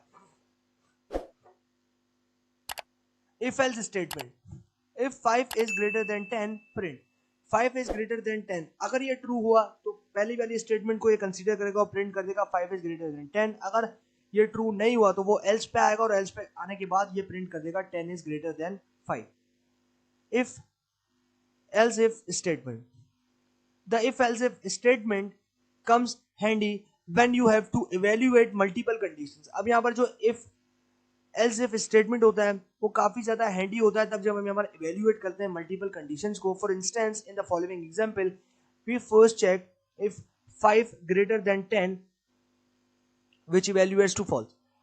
फॉर इंस्टेंस हम यहाँ पर ये देखेंगे कि पहले हम ये चेक करेंगे कि क्या 5 जो है वो बड़ा है 10 से, अगर वो इवेल्युएट होता है false. Next and if else if statement evaluate the condition 8 is less than 4, उसके बाद ये जो है वो जाएगा दूसरे स्टेटमेंट जो कि है हमारे पास यहाँ पर नेक्स्ट जो कि है 8 is less than 4 which also returns false, hence the code block that follows the last else statement executes। उसके बाद ये रिटर्न करेगा false को और यहाँ पर जो कोड ब्लॉक है वो फॉलो करेगा हमारे पास लास्ट स्टेटमेंट को जो कि हम यहाँ पर एग्जीक्यूट करेंगे। तो ये है हमारे पास यहाँ पर इसका कॉन्सेप्ट जो कि हम यहाँ पर देख सकते हैं। तो ये दोनों चीजें चेक करेगा और यहाँ पर जो है एक कंडीशन सेटिस्फाई नहीं होती तो ये दूसरी कंडीशन को देखता है।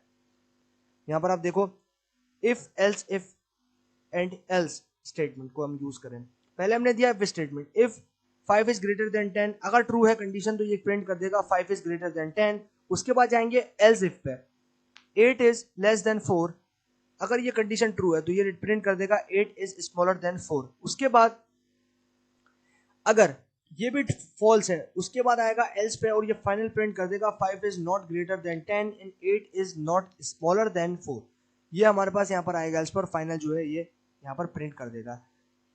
Iteration statement, iteration statements also known as loops are used to iteratively execute a certain piece of code। There are two main types of iteration statements in Python। अब यहाँ पर जो iteration statements होती है उनको loops भी कहा जाता है और ये यूज होती है iteratively execute करने के लिए certain piece of code को। There are two main types of iteration statements in Python। आपके पास जो है वो दो तरह की टाइप्स होती है iteration की statements के अंदर Python में। पहली होती है for loop, दूसरी होती है while loop। दो तरह की टाइप्स होती है iteration statements की, यानी कि loops की, for loop और while loop। For loop, the for loop is used to iteratively execute a piece of code a certain number of times। You should use for loops when you know the exact number of iteration or repetition for which you want to run your code। अब यहाँ पर जो for loop होता है वो use होता है iteratively execute करने के लिए certain piece of code को number of times, यानी कि जितने टाइम्स आप यहाँ पर जो है वो execute करना चाहते हो। You should use for loop when you know the exact number of iteration। आप फॉर लूप को तब यूज करते हो जब आपको पता होता है कि कितने नंबर ऑफ आइटरेशन या फिर रिपीटेशन जो है आप यहाँ पर चाहते हो अपने कोड के ऊपर करवाना। A for loop iterates over a collection of items. अब जो फॉर लूप होता है वो आइटरेट करता है कलेक्शन ऑफ आइटम्स के ऊपर। In the following example we create a collection of 5 integers using the range method. अब यहाँ पर हम जो है वो क्रिएट कर रहे हैं collection of 5 integers using range method को, यानी कि रेंज मेथड को यूज करते हुए। Next a for loop iterate 5 times and prints each integer in the collection. अब यहाँ पर हमारे पास जो नेक्स्ट होता है लूप वो फॉर लूप होता है बेसिकली, और वो यहाँ पर आइटरेट करता है मल्टीपल, यानी कि 5 टाइम्स जो है वो यहाँ पर आइटरेट करता है और प्रिंट करता है हर एक इंटीजर वैल्यू को कलेक्शन के अंदर। तो ये है हमारे पास इसका कॉन्सेप्ट। स्क्रिप्ट आप देख सकते हो, सबसे पहले हमने यहाँ पर बनाया ऑब्जेक्ट जिसको हमने नाम दिया आइटम्स का।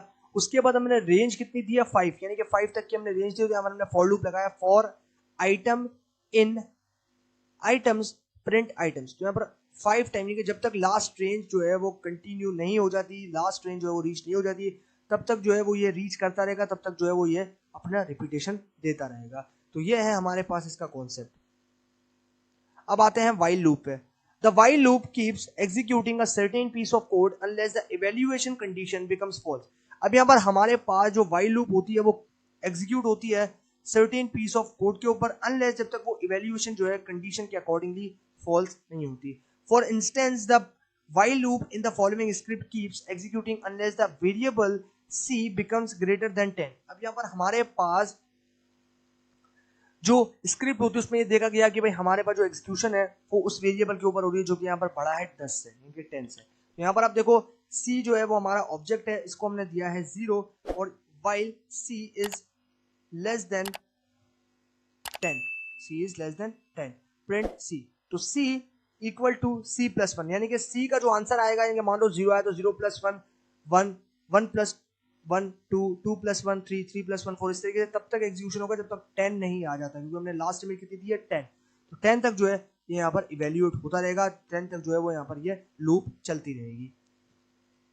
Functions Functions in any programming language are used to implement the piece of code that is required to be executed multiple times at different location in the code। अब यहाँ पर जो फंक्शंस हैं किसी भी प्रोग्रामिंग लैंग्वेज के अंदर वो यूज किए जा रहे हैं इंप्लीमेंट करने के लिए पीस ऑफ कोड को, जो कि आपके पास यहाँ पर रिक्वायर्ड होते हैं एग्जीक्यूट करने के लिए मल्टीपल टाइम्स डिफरेंट लोकेशन के ऊपर आपके कोड की। In such cases instead of writing long pieces of code again and again you can simply define a function that contain the piece of code and then you can call the function wherever you want in the code। अब यहाँ पर ये काफी समझने वाली चीज है। ये कहता है कि बहुत सारे केसेस ऐसे होते हैं कि आप बार बार जो है काफी बड़े बड़े पीस ऑफ कोड जो है वो लिखते हो बार बार बार बार। इससे बेहतर ये है कि आप सिंप्लीफाई कर दो, एक डिफाइन कर दो एक फंक्शन को जो कि कंटेन करेगा आपके पीस ऑफ कोड को, और जब चाहो आप उस फंक्शन को कॉल कर सकते हो, जहां चाहो उस फंक्शन को कॉल कर सकते हो अपने कोड के ऊपर। To create a function in Python, the def keyword is used, followed by the name of the function and opening and closing parentheses। अब यहाँ पर हम क्रिएट करेंगे फंक्शंस को पाइथन के अंदर, तो यहाँ पर हमें डेफ यानी कि डिफाइन करना पड़ेगा, कीवर्ड को यूज करना पड़ेगा, और उसके बाद हम फॉलोड करेंगे यहाँ पर उसके नाम को फंक्शन के, और उसके बाद हम ओपनिंग और क्लोजिंग पैरेंथेसिस को यूज करेंगे। Once a function is defined, you have to call it in order to execute the code inside a function body। अब यहाँ पर एक दफा जब आपने फंक्शन को डिफाइन कर दिया तो उसके बाद हम यहाँ पर क्या करेंगे, कॉल करेंगे इन ऑर्डर टू एग्जीक्यूट, यानी कि हम जो है वो एग्जीक्यूट करेंगे इनसाइड द फंक्शन बॉडी, यानी कि फंक्शन की बॉडी उसके अंदर। To call a function you simplify have to specify the name of the function followed by the opening and closing parentheses। अब यहाँ पर जब हम कॉल करेंगे फंक्शन को तो यहाँ पर सिंप्लीफाई करेंगे, स्पेसिफाई करेंगे हमारे फंक्शंस को, जो कि फॉलो करेगा आपके पास यहाँ पर ओपनिंग के लिए, क्लोजिंग पैरेंथेसिस के लिए। In the following script we create a function named my function. अब यहाँ पर जो हमारे पास फॉलोइंग स्क्रिप्ट उसके अंदर हम यहाँ पर क्रिएट करें फंक्शन को जिसका नाम हमने दिया है my function, which prints a simple statement on the console using the print method. अब यहाँ पर हम जो है वो प्रिंट कर रहे हैं एक सिंपल स्टेटमेंट को उस कंसोल में, जिसको यहाँ पर प्रिंट मेथड के थ्रू यूज कर रहे हैं। यहाँ पर आप देखो हमने सबसे पहले डेफ कीवर्ड का यूज किया, जिसको यहाँ पर हम नाम दिया है डिफाइन का, और फंक्शन का नाम हमने क्या रखा है, फंक्शन का नाम हमने रखा है माय फंक्शन, एंड देन यहाँ पर हमने जो है प्रिंट किया this is a simple function. उसके बाद जब हम फंक्शन कॉल करेंगे तो फंक्शन के नाम से हम कॉल करेंगे माय फंक्शन, तो हमारे पास ये जो चीज है this is a simple function, ये यहाँ पर आउटपुट में निकल कर आ जाएगी। डिफाइन माय फंक्शन पैरन, और उसके बाद पैरामीटर भी हमने दिया है यहाँ पर नम, और यहाँ पर आप देखो this is a function with a parameter value plus num, यानी कि नम जो है वो हमने यहाँ पर दिया, तो यहाँ पर हम फंक्शन कॉल करेंगे माय फंक्शन पैरन पैरामीटर 1। तो ये जो है ये भी हमने यहाँ पर फंक्शन बनाया। Finally a function can also return values to the function call. अब यहाँ पर हमारे पास जो फंक्शन है वो फाइनली रिटर्न करेगा उन वैल्यूज को जब हम फंक्शन को कॉल करेंगे। To do so you simply have to use the return keyword followed by the value that you want to return। अब यहाँ पर हम जो है वो सिंप्लीफाई यहाँ पर करेंगे, रिटर्न करेंगे कीवर्ड जो कि फॉलोड करता है आपके पास यहाँ पर वैल्यूज को, रिटर्न करने के लिए उन वैल्यूज को जो कि आप यहाँ पर चाहते हो। In the following script the my return function returns a string value to the calling function. अब यहाँ पर हमारे पास जो माय रिटर्न फंक्शन है वो रिटर्न करता है आपके पास उस स्ट्रिंग वैल्यू को जो कि आप यहाँ पर फंक्शन को कॉल करवाते टाइम कर रहे हो। यहाँ पर आप देख सकते हो डिफाइन माय रिटर्न फंक्शन, ये हमने और फंक्शन बना दिया, उसके बाद return this function returns a value, ये हमने यहाँ पर यूज किया, यहाँ पर ऑब्जेक्ट बनाया और माय रिटर्न फंक्शन और प्रिंट वैल्यू, तो ये हमारे पास जो है फंक्शन को रिटर्न कर देगा। अब आ जाते हैं क्लासेस एंड ऑब्जेक्ट्स के ऊपर। Python supports object oriented programming in ऊप, यानी कि पाइथन जो है सपोर्ट करता है ऑब्जेक्ट ओरिएंटेड प्रोग्रामिंग को। इन ऊप any entity that can perform some functions and have some attributes in implemented in the form of an object। अब यहाँ पर जो आपके पास ऑब्जेक्ट्स और क्लासेस हैं वो आते हैं, पाइथन सपोर्ट करता है ऑब्जेक्ट ओरिएंटेड प्रोग्रामिंग को, और यहाँ पर हमारे पास एंटिटी ये होती है परफॉर्म करने के लिए कुछ फंक्शंस को और यहाँ पर एट्रीब्यूट्स को इंप्लीमेंट करने के लिए हमारे पास यहाँ पर फॉर्म ऑफ ऑब्जेक्ट को। For instance a car can be implemented as an object since a car has some attributes such as price, colour, model, and it can perform some functions such as drive car, change gear, stop car. ये हमारे पास जो है सारी चीजें आती है classes में, यानी कि आप यहाँ पर देख रहे हो जो हमारे पास एट्रीब्यूट्स होते हैं वो इंप्लीमेंट करते हैं form of object. For instance a car can be implemented as an object. अब यहाँ पर जो कार है वो इम्प्लीमेंट होती है एज एन ऑब्जेक्ट, जैसे आपके पास यहाँ पर कार के अंदर बहुत सारे एट्रीब्यूट्स होते हैं, जैसे कि आपके पास प्राइस है, कलर है, मॉडल है, और आपके पास यहाँ पर जो कुछ फंक्शंस हैं जो कि हम यहाँ पर परफॉर्म करते हैं, जैसे कि आपके पास कार को ड्राइव करना, चेंज करना गियर को, स्टॉप करना कार को, ये क्या है, ये सारे आपके पास फंक्शंस के अंदर क्लास के अंदर आ जाते हैं। तो ये है हमारे पास ऑब्जेक्ट्स और classes. Similarly, a fruit can also be implemented as an object since a fruit has a price, name, and you can eat a fruit, grow a fruit, and perform functions with a fruit। Similarly आपके पास यहाँ पर जो fruit है वो implement होता है आपके पास object की तरह, और यहाँ पर जो फ्रूट है उसके अंदर प्राइस होती है, नाम होता है, और यहाँ पर जो आपके पास फंक्शन क्या करें, एक्ट क्या करें, खाना, यानी कि खाने का हम एक्ट करें, उगाने का हम एक्ट करें, और यहाँ पर परफॉर्म करें फंक्शंस उसके अंदर, यानी कि आपके पास जो फ्रूट है to create an object you have to first define a class। अब यहाँ पर हम क्रिएट कर रहे हैं ऑब्जेक्ट को और हम यहाँ पर जो है फर्स्ट डिफाइन कर रहे हैं क्लास को। For instance in the following example, अब यहाँ पर जो है हम इंस्टेंस कर रहे हैं फॉलोइंग एग्जांपल को, a class fruit has been defined. अब यहाँ पर जो हमारे पास क्लास है फ्रूट की हम उसको डिफाइन कर रहे हैं। The class has two attributes, name and price. अब यहाँ पर जो क्लास है उसके दो एट्रीब्यूट्स हैं, नेम और price. At one method eat underscore fruit, ये हमारे पास मेथड है। Next we create an object f of class fruit and then call the eat underscore fruit method for from the f object। अब यहाँ पर हम जो है क्या कर रहे हैं, क्रिएट करें एक ऑब्जेक्ट को जिसका हमने नाम दिया है f। उसके बाद ये क्या, ये क्लास है हमारे फ्रूट की, जो हमने फ्रूट मेथड बनाया था उसकी क्लास है। And then call the eat underscore fruit method from the f object। उसके बाद हम क्या कर रहे हैं, हम eat जो है वो कॉल करवा रहे हैं हमारे उस मेथड को with the help of its object f। वी also access the name and price attributes of the f object and print them on the console। अब यहाँ पर हम क्या कर रहे हैं, एक्सेस कर रहे हैं नाम को, प्राइस को, एट्रीब्यूट्स के, और यहाँ पर हम जो f ऑब्जेक्ट है उसके थ्रू प्रिंट कर रहे हैं हमारे कंसोल के अंदर। यहाँ पर आप देखो क्लास, उसके बाद हमने बनाया फ्रूट, यानी कि क्लास का नाम क्या है फ्रूट, उसके बाद नाम और प्राइस दोनों हमने प्रोवाइड कर दी।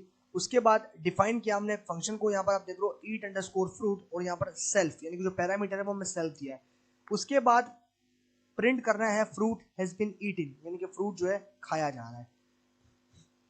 f equal to fruit, f dot eat underscore fruit, यानी कि ये f जो है वो हमारे पास यहाँ पर क्या है, ये हमारे पास जो है वो यहाँ पर ऑब्जेक्ट है किस क्लास का, फ्रूट क्लास का। उसके बाद प्रिंट f डॉट नेम और f डॉट प्राइस, दोनों चीजें जो है हमने ऑब्जेक्ट थ्रू एक्सेस कर ली, और यहाँ पर हमारे पास आ जाएगा एप्पल जो कि नेम से डिफाइन होगा और प्राइस जो कि 10 से डिफाइन होगी। तो ये है हमारे पास यहाँ पर कॉन्सेप्ट इस चीज का। अ class in Python can have a special method called constructor. अब यहाँ पर जो हमारे पास पाइथन के अंदर जो क्लास है उसके अंदर पाइथन में हमारे पास एक स्पेशल मेथड होता है जिसको हम बोलते हैं कंस्ट्रक्टर, जो कि क्लास का कंस्ट्रक्शन का काम करता है। The name of the constructor method in Python is init underscore. अब यहाँ पर जो हमारे पास नाम होता है उस कंस्ट्रक्टर मेथड का पाइथन में वो है init is underscore init underscore, ये हमारे पास मेथड है। The constructor is called whenever an object of a class is created। अब ये जो कंस्ट्रक्टर है वो आपके पास क्या चीज होती है, वो ये होता है कि जब भी आप ऑब्जेक्ट की क्लास क्रिएट कर रहे हो, look at the following example to see constructor in action. अब यहाँ पर इस स्क्रिप्ट में जो है आप देख रहे हो कि कंस्ट्रक्शन हम किस तरीके से काम कर रहे हैं। यहाँ पर आप देखो क्लास हमने बनाई फ्रूट, नेम एप्पल और प्राइस 10, डिफाइन किया हमने, लेकिन डिफाइन कर दिया हमने फंक्शन को, और यहाँ पर हमने जो है वो कंस्ट्रक्टर का सहारा इस बार लिया है। तो यहाँ पर आप देखो def underscore underscore init underscore underscore, उसके बाद पैरामीटर दिया सेल्फ, यहाँ पर हमने दिया है क्या, फ्रूट नेम और फ्रूट प्राइस, ये दोनों चीजें जो है हमने यहाँ पर इसमें दे दी है। उसके बाद हमने जो है कंस्ट्रक्टर में उसके बाद हमने क्या किया, fruit dot name equal to fruit underscore name, उसके बाद यहाँ पर आप देखो fruit dot price fruit underscore price, दोनों जो है वो डिफरेंट नाम सेव किया। और यहाँ पर आप देखो डिफाइन किया है फंक्शन को ईट अंडरस्कोर फ्रूट, यहाँ पर सेल्फ पैरामीटर दिया, उसके बाद print fruit has been eaten, ये जो है ये हमने यहाँ पर इसको प्रिंट कर दिया। अब हम क्या करेंगे, अब हम यहाँ पर जो है वो उसी सेम ऑब्जेक्ट को जो कि हमने प्रीवियसली बनाया था, यहाँ पर हमने दे दिया ऑरेंज और यहाँ पर हमने दिया फ्रूट, यानी कि हमने प्राइस को चेंज कर दिया। यहाँ पर आप देखो कंस्ट्रक्टर में प्राइस को चेंज कर दिया,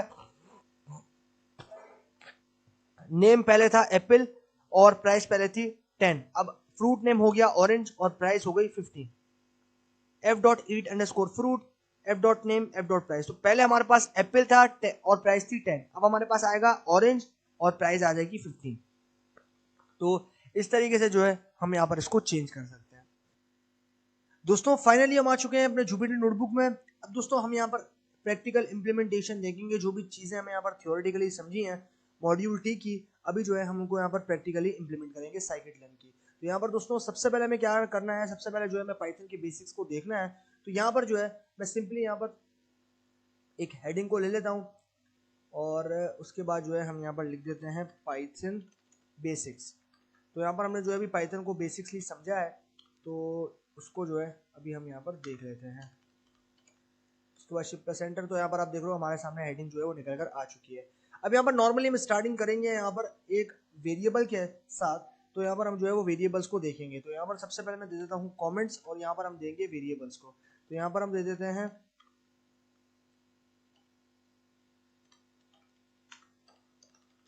वेरिएबल्स। उसके बाद हमें सिंपली क्या करना है, हमें जो है यहाँ पर बनाना है एक ऑब्जेक्ट जिसको मैं नाम दे रहा हूँ ए का, और उसके अंदर जो है मैं यहाँ पर कुछ वैल्यू स्टोर करवा देता हूँ। उसके बाद हमें प्रिंट करना है इसकी टाइप के साथ। तो यहाँ पर जैसे कि हमने थ्योरेटिकली समझा था कि हम किस तरीके से टाइप को चेक कर सकते हैं, वही काम हम यहाँ पर अब करने जा रहे हैं। तो यहाँ पर हम लेंगे टाइप फंक्शन को एंड देन उसके बाद हमने यहाँ पर देना है हमारे ऑब्जेक्ट का नाम and then shift plus enter. तो यहाँ पर आप देखो जैसे मैंने शिफ्ट प्लस एंटर किया, मुझे यहाँ पर टाइप पता चल गई कि यहाँ पर टाइप क्या है, स्ट्रिंग, यानी कि str, स्ट्रिंग जो है स्ट्रिंग डेटा टाइप की जो है यहाँ पर ये टाइप है। उसके बाद हमें जो है यहाँ पर इंटीजर को चेक करना है। तो इंटीजर को चेक करने के लिए हम यहाँ पर सिंपली क्या करेंगे, हम यहाँ पर जो है वो प्रिंट करेंगे और यहाँ पर टाइप को चेक करेंगे। तो यहाँ पर हम देंगे टाइप, उसके बाद सिंपली पुट यहाँ पर हमें क्या करना है, ऑब्जेक्ट को देना है देन शिफ्ट प्लस एंटर। तो यहाँ पर आप देखो इंट, यानी कि हमें इसने बता दी क्लास की ये जो है वो इंटीजर टाइप का डेटा है।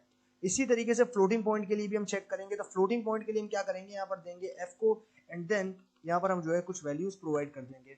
उसके बाद यहाँ पर हम प्रिंट करेंगे और यहाँ पर हम देंगे टाइप फंक्शन को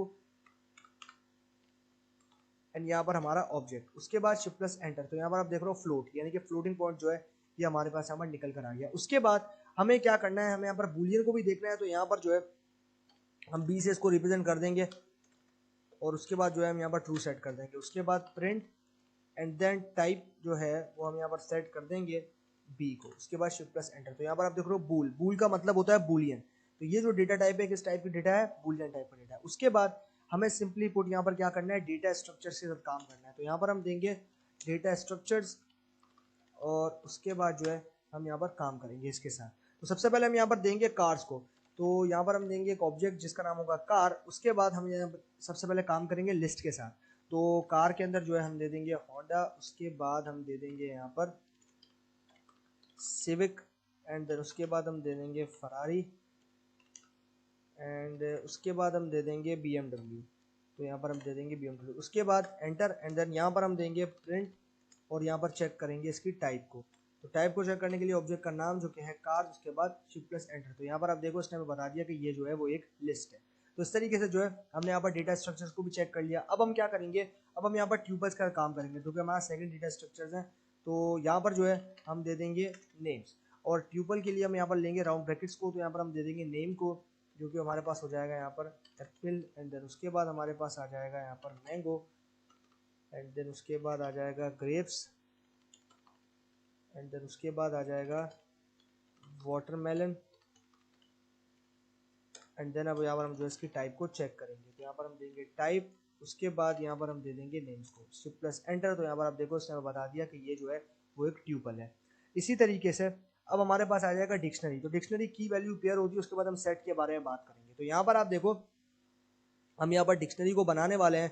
तो उसके लिए जो है सिंपली पुट हमें यहाँ पर क्या करना है, हमें यहाँ पर लेना है डिक को, एंड उसके बाद हमें लेने हैं कर्ली ब्रैकेट्स। तो यहाँ पर हम लेंगे कर्ली ब्रैकेट्स और यहाँ पर हमारे पास की वैल्यू पेयर होगी। तो यहाँ पर जो है मैं दे देता हूँ अरुण, और यहाँ पर मैं दे देता हूँ 12। इसी तरीके से मैं यहाँ पर दे देता हूँ प्रिया, और इसको मैं दे देता हूँ यहाँ पर 20। इसी तरीके से मैं यहाँ पर दे देता हूँ जैक, और यहाँ पर मैं दे देता हूँ 30।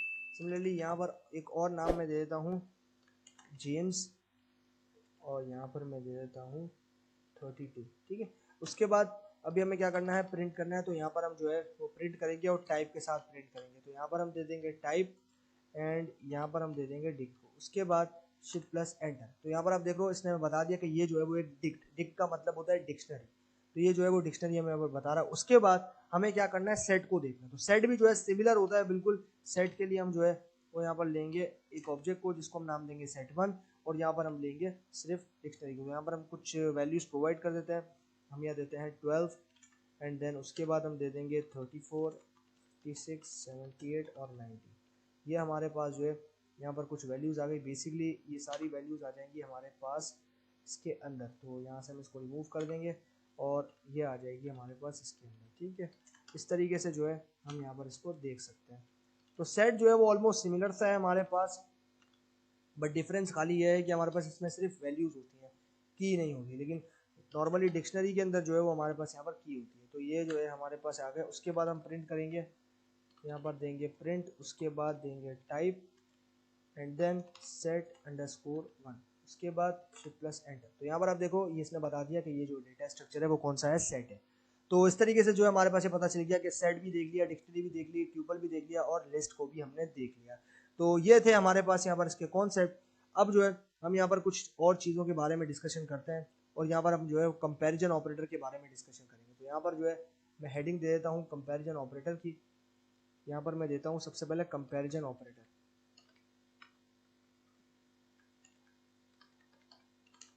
ओके, कंपैरिजन ऑपरेटर, उसके बाद शिफ्ट प्लस एंटर।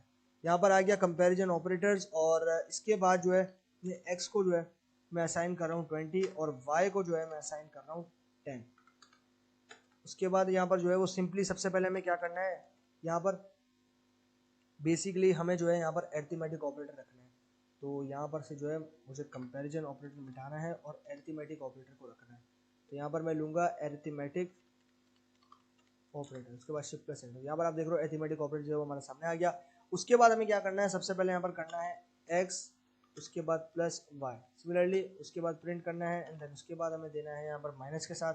तो एरिथमेटिक ऑपरेटर से हम यहाँ पर मैथमेटिकल ऑपरेशंस परफॉर्म कर सकते हैं, एडिशन, सब्ट्रैक्शन, उसके बाद हमारे पास आएगा मल्टीप्लिकेशन। तो एक्स एस्ट्रिक वाई, सिमिलरली उसके बाद प्रिंट, एंड देन उसके बाद आएगा x divided by y, and then उसके बाद आएगा हमारे पास एक्सपोनेंट। तो यहाँ पर हम देंगे x double tick and then y, shift plus enter. यहाँ पर आप देख रहे हो हमारे पास यहाँ पर एक्सपोनेंट भी आ गया। यहाँ पर आप देख रहे हो पहले हमारे पास एडिशन आ गई, फिर सब्ट्रैक्शन आ गई, फिर हमारे पास यहाँ पर जो है वो मल्टीप्लिकेशन आ गई, फिर हमारे पास डिवीजन आ गई, एंड देन लास्ट में हमारे पास जो है वो यहाँ पर एक्सपोनेंट निकल कर आ गया।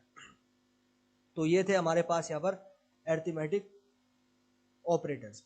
अब हम बात करेंगे जरा, यहाँ पर मैं कमेंट लगा देता हूँ। अब हम यहाँ पर बात करेंगे लॉजिकल ऑपरेटर्स के बारे में। तो यहाँ पर हम जो है वो बात करेंगे लॉजिकल ऑपरेटर्स। अब यहाँ पर बात कर लेंगे लॉजिकल ऑपरेटर्स के बारे में। तो लॉजिकल ऑपरेटर्स में हम करेंगे क्या, सबसे पहले हम देंगे यहाँ पर ट्रू, एंड देन उसके लिए हम यहाँ पर देंगे फॉल्स, एंड देन प्रिंट करेंगे। तीन तरह के हमारे पास ऑपरेटर्स होते हैं, एक्स एंड वाई।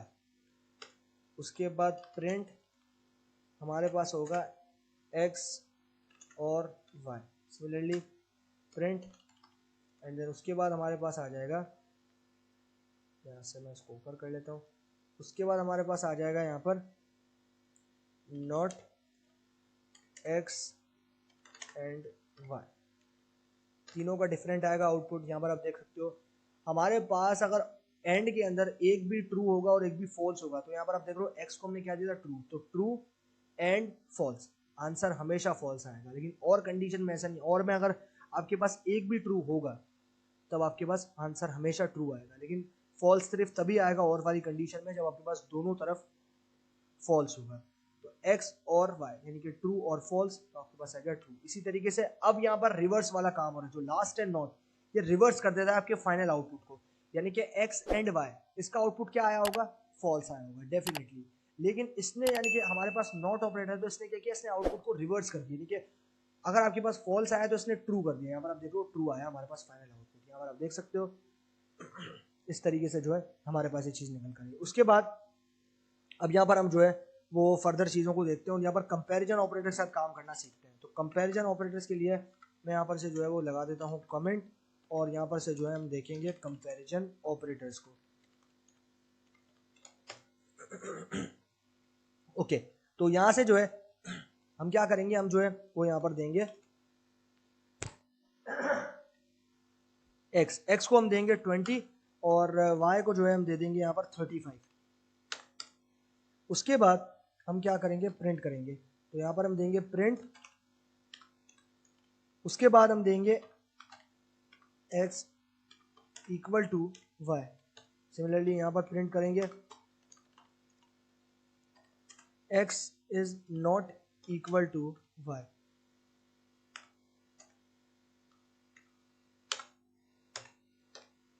उसके बाद प्रिंट, यहाँ पर हम देंगे x greater than y, and then उसके बाद हम देंगे print x less than y। Similarly फिर हम देंगे यहाँ पर x इज ग्रेटर देन और equal to y, print x is less than और equal to y। Shift plus enter. तो यहाँ पर आप देखो जैसे हमने शिफ्ट प्लस एंटर किया, जो जो हमने कंडीशन दी थी उसके अकॉर्डिंगली हमारे पास सारे जो रिजल्ट्स हैं वो यहाँ पर ट्रू या फिर फॉल्स की कंडीशन में निकल कर आ गए। अब नॉर्मली आप यहाँ पर देखो हमने x में जो है वो स्टोर करवाया था 20 को, और हमने जो है वो y में स्टोर करवाया था यहाँ पर 35 को। तो x में हमने स्टोर करवाया था 20 और y में हमने दिया था 35, तो उसके अकॉर्डिंगली जो है हमारे पास यहाँ पर रिजल्ट आ गया और हमने जो है उस रिजल्ट को देख लिया। तो इस तरीके से जो है यहाँ पर आप देखो कंपैरिजन ऑपरेटर्स। अब हम बात करेंगे फर्दर चीज़ों के बारे में, तो यहाँ पर जो है हम उन चीज़ों को ज़रा देख लेते हैं। तो सबसे पहले हम क्या करेंगे, सबसे पहले हमने यहाँ पर जो है वो बात करनी है असाइनमेंट ऑपरेटर्स के बारे में। तो यहाँ पर से जो है मैं लिखता हूँ असाइनमेंट ऑपरेटर, यहाँ पर देता हूँ असाइनमेंट ऑपरेटर।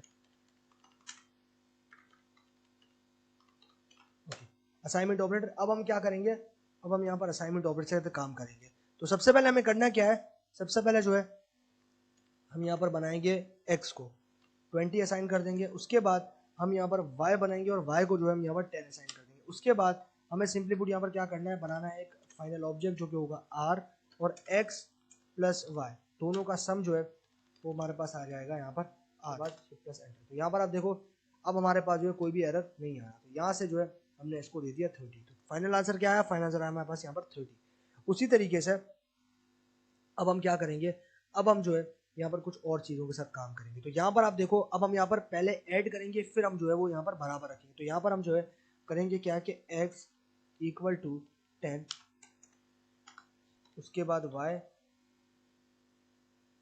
बेसिकली y 10 है और ये 20 है, तो 20 ठीक है। अब हम क्या करेंगे, अब हम यहाँ पर दे देंगे रिजल्ट को, तो यहाँ पर आप दे देंगे c को, तो यहाँ पर c x, उसके बाद हमें क्या करना है, हमें यहाँ पर देना है equal to and then plus, उसके बाद हमें देना है y and then print c shift plus enter. तो यहाँ पर आप देख सकते हो कि हमने पहले इसको असाइन किया, उसके बाद हमने इसको ऐड किया। यहाँ पर आप देखो पहले हमने इसको असाइन किया, उसके बाद हमने इसको ऐड किया। इस तरीके से जो है हम यहाँ पर दे सकते हैं। इसी तरीके से हम इसको ऐसे करते हैं कॉपी, और यहाँ पर हम करते हैं इसको पेस्ट। सिमिलरली यहाँ से हम दे देते हैं इसको d, और यहाँ से जो है हम इसको माइनस कर देते हैं। तो यहाँ से हम इसको करेंगे माइनस, उसके बाद शिफ्ट प्लस एंटर। तो यहाँ पर आप देख सकते हो हम इसको प्रिंट करते हैं, प्रिंट d। तो यहाँ पर आप देखो हमारे पास आ गया -10। ठीक है, इस तरीके से जो है हमारे पास ये असाइनमेंट ऑपरेटर्स हैं। हम इनके बारे में बात करें, जो आप देख रहे हो जो बिल्कुल मिडिल में है, ये असाइनमेंट ऑपरेटर कहे जाते हैं। अब हम मल्टीप्लाई करना सीखेंगे, तो मल्टीप्लाई करने के लिए यहाँ पर करेंगे पेस्ट और यहाँ पर हम दे देंगे इसको नाम ई का, एंड देन यहाँ पर हम दे देंगे एस, यहाँ पर करेंगे इसको। देन अब जो है हम यहाँ पर प्रिंट करेंगे ई। उसके बाद यहाँ पर आप देखो -100 जो है वो हमारे सामने आ गया। उसके बाद अब हम क्या करेंगे, परसेंटेज ले सकते हैं या मान लो हम डिवीजन ले सकते हैं, तो यहाँ पर हम लेंगे कुछ भी हम ले सकते हैं। जैसे मान लो हमारे पास कुछ भी आ सकता है। अब हम यहाँ पर मान लो डी है तो हमारे पास यहाँ पर एफ के अंदर मान लो कुछ लेते हैं। जैसे मान लो हम यहाँ पर लेते हैं एक्स के लिए, तो यहाँ पर हम लेंगे एक्स कॉमा, यहाँ पर हम लेंगे परसेंटेज, तो यहाँ पर हम दे देंगे परसेंटेज। उसके बाद हमारे पास आ जाएगा यहाँ पर वाई। उसके बाद शिफ्ट प्लस एंटर, तो यहाँ पर हम देखो इनवैलिड सिंटेक्स। अब यहाँ से हम रिमूव करेंगे इसको, प्लस एंटर, तो यहाँ पर हम देखो एफ को प्रिंट करेंगे तो यहाँ पर रिजल्ट आ गया 0। तो ये है हमारे पास यहाँ पर असाइनमेंट ऑपरेटर्स। अब हम बात करेंगे मेंबरशिप ऑपरेटर्स के बारे में, तो यहाँ पर हम देंगे मेंबरशिप, यहाँ पर हम दे देंगे मेंबरशिप ऑपरेटर्स। यहाँ पर हम देंगे मेंबरशिप ऑपरेटर्स, और मेंबरशिप ऑपरेटर में दो टाइप्स हैं, इन ऑपरेटर और नॉट इन ऑपरेटर। तो सबसे पहले हमारे पास आ जाएगा यहाँ पर नेम्स, और नेम्स के अंदर जो है मैं यहाँ पर कुछ नेम्स दे देता हूँ, एप्पल, मैंगो, उसके बाद आ जाएगा बनाना, एंड देन उसके बाद आ जाएगा ग्रेप्स, उसके बाद आ जाएगा चेरी, ये हमारे पास आ जाएगा। ठीक है, उसके बाद एंटर। अब हमें क्या करना है, अब हमें ये जानना है कि क्या ग्रेप्स जो है वो उसमें प्रेजेंट है। मैं ये जानना चाहता हूँ कि क्या ग्रेप्स जो है वो उसमें प्रेजेंट है। तो मुझे क्या करना है, मुझे यहाँ पर देना है नाम ग्रेप्स, उसके बाद मुझे लेना है इन कीवर्ड। यहाँ पर बोलूँगा ग्रेप्स इन नेम्स, यानी कि मेरे पास जो ऑब्जेक्ट है नेम उसके अंदर, तो ये ट्रू रिटर्न किया। अगर मान लो कि मैं यहाँ पर देता वाटरमेलन, तो वाटरमेलन जो है वो मेरे पास इस पर प्रेजेंट नहीं है, तो ये क्या देता है, ये मुझे फॉल्स देता। यहाँ पर आप देखो ये मुझे फॉल्स दे रहा है। तो इसी तरीके से हम इन कीवर्ड के थ्रू या फिर इन ऑपरेटर के थ्रू हम ये पता कर सकते हैं कि क्या ये एलिमेंट या ये आइटम हमारी ट्यूपल में, लिस्ट में, या फिर हमारे जो वेरिएबल में जो वैल्यूज स्टोर करवाई है उसमें प्रेजेंट है या फिर नहीं है। तो यहाँ पर हम दे दिया ग्रेप्स, और यहाँ पर हमारे पास आ गया ट्रू। ठीक है, अब हम क्या करेंगे, नॉट इन के साथ काम करना सीखेंगे। तो यहाँ से जो है हमारे पास इसी को हम करेंगे कॉपी, एंड देन यहाँ पर हम इसको कर देंगे पेस्ट। अब हम क्या करेंगे, यहाँ पर से जो है ले लेंगे नॉट इन को, not in, shift plus enter, तो यहाँ पर आप देखो फॉल्स, इसने हमें फॉल्स दिया। यहाँ पर से जो है मैं दे देता हूँ वाटरमेलन को, उसके बाद शिफ्ट प्लस एंटर, यहाँ पर आप देखो ट्रू, यानी कि नॉट इन नेम्स, यानी कि हमने इसको बताया है कि वाटरमेलन जो है वो इस ट्यूपल में प्रेजेंट नहीं है, तो इसने जो बोला कि हाँ ये ट्रू है। अब हम क्या करेंगे, अब हम यहाँ पर क्या करेंगे, कंडीशनल स्टेटमेंट्स को देखेंगे। तो यहाँ पर देंगे conditional statement. Okay, conditional statement. अब यहाँ पर हमारे पास आ जाएगा इफ 10 greater than 5, तो यहाँ पर हम प्रिंट कर देंगे print 10 is greater than 5, shift plus enter. यहाँ पर आप देखो ये कंडीशन हमारे पास ट्रू इवेल्यूएट, इसलिए जो है इसने हमें यहाँ पर आउटपुट दे दिया 10 is greater than 5। ये हमारा इफ स्टेटमेंट था। अब हम यहाँ पर फर्दर चीज देखते हैं।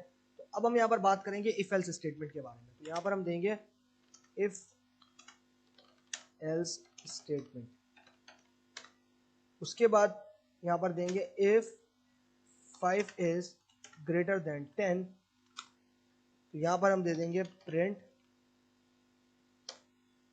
5 is greater than 10।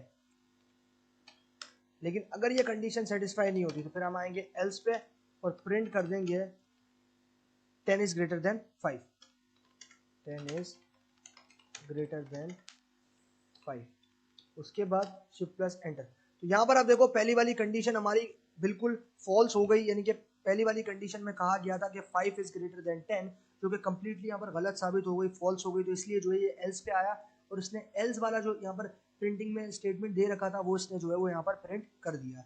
तो इस तरीके से जो है हम यहाँ पर इफ एल्स के साथ काम कर सकते हैं। तो ये फ्लो कंट्रोल स्टेटमेंट्स कह लो या फिर मान लो कंडीशनल स्टेटमेंट्स कह लो, बात जो है वो आपके पास यहाँ पर सेम सी है।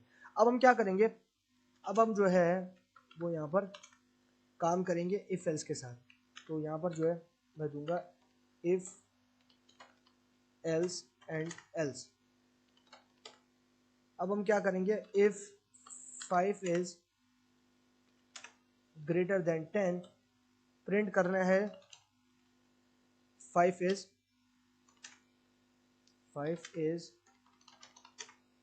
Greater than 10, enter. And then अब हमें क्या करना है, एल्स इफ। तो यहाँ पर हम देंगे एल्स इफ, उसके बाद हमें करना है 8 इज 4, एंटर, प्रिंट। प्रिंट करना है हमें 8 इज स्मॉलर देन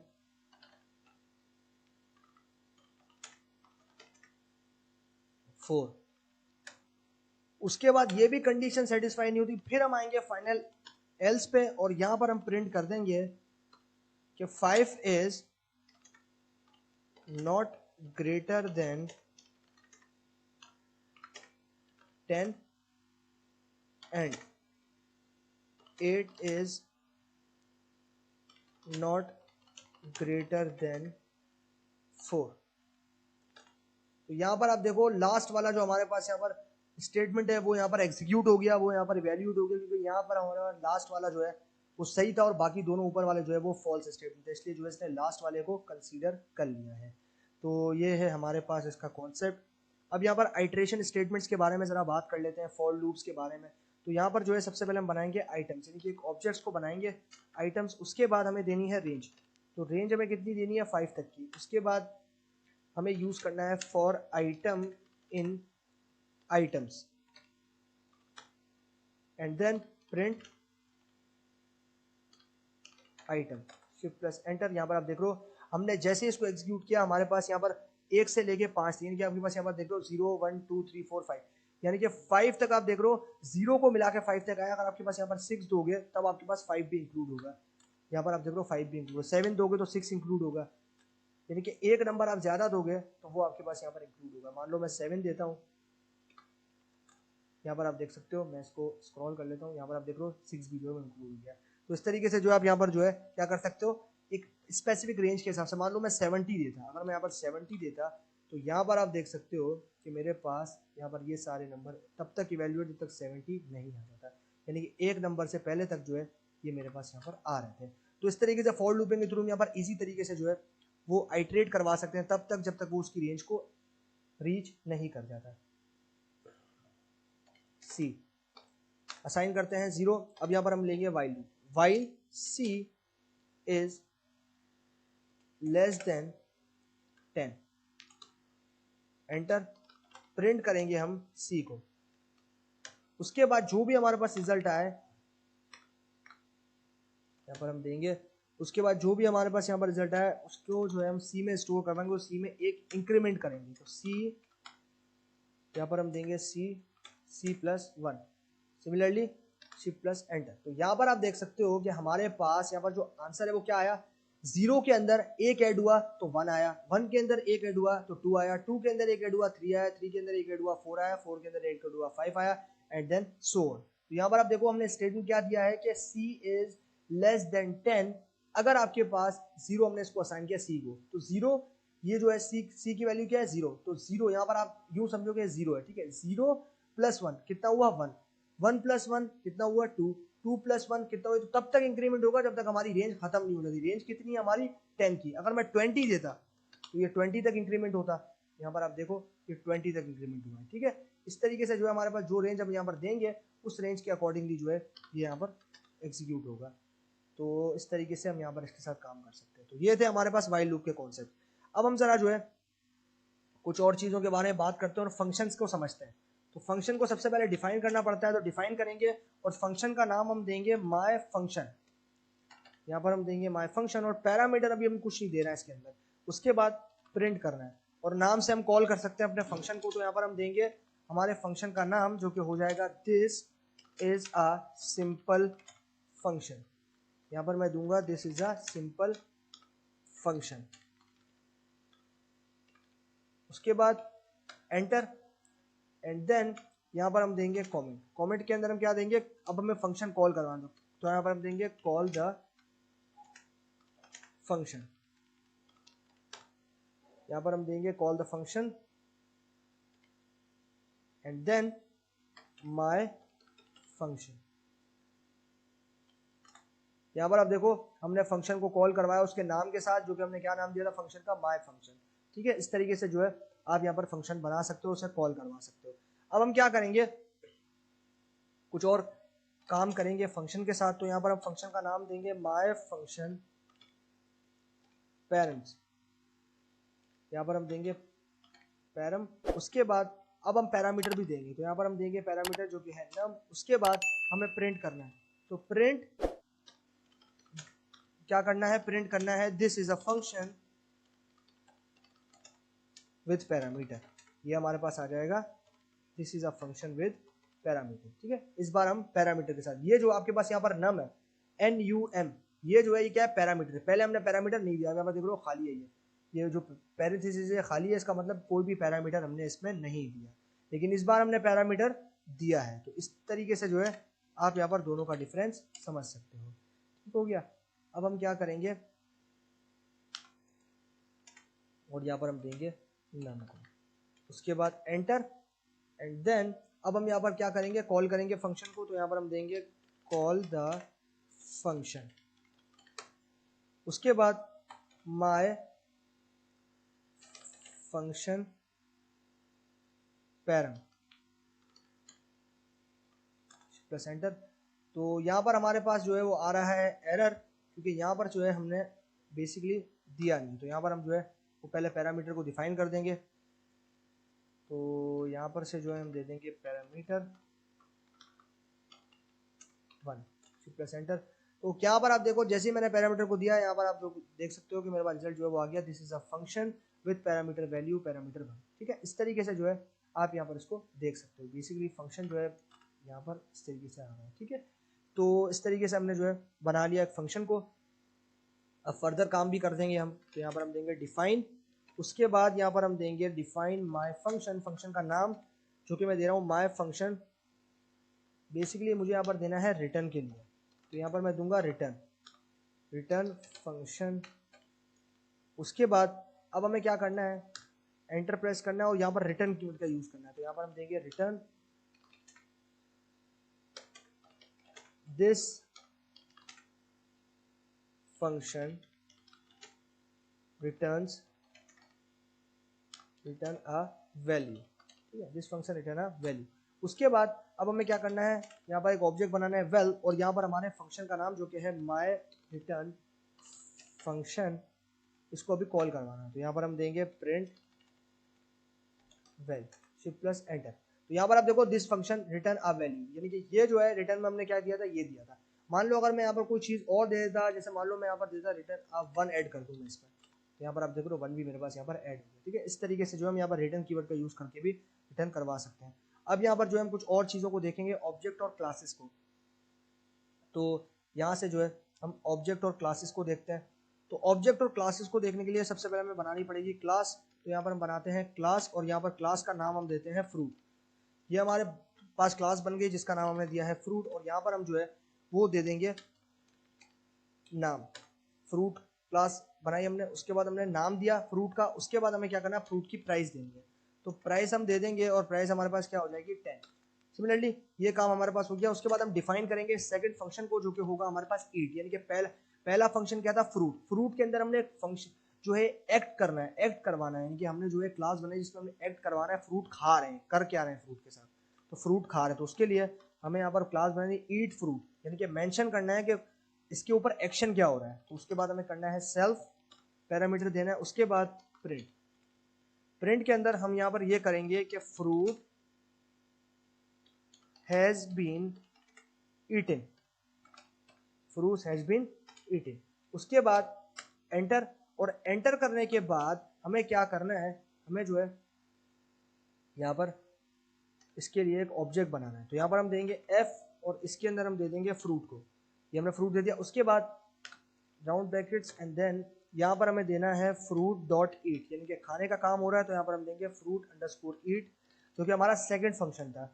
उसके बाद प्रिंट करना है हमें f, यानी कि हमारा ऑब्जेक्ट, उसके बाद फ्रूट का नाम, similarly print f dot price, उसके बाद शिफ्ट प्लस एंटर। तो यहां पर आप देखो fruit has been eaten, apple और प्राइस कितनी है 10। तो ये हमारे पास एक्शन हो रहा है कि फ्रूट का खाने का काम हो रहा है। फ्रूट क्या कौन सा है, एप्पल है, और प्राइस क्या है, प्राइस है 10। तो ये है हमारे पास क्लासेस और ऑब्जेक्ट का काम। तो इस तरीके से जो है हम यहाँ पर इसके साथ काम कर सकते हैं। तो अब हम जो है कुछ और चीजें यहाँ पर देखते हैं और क्लास बनाते हैं दूसरी।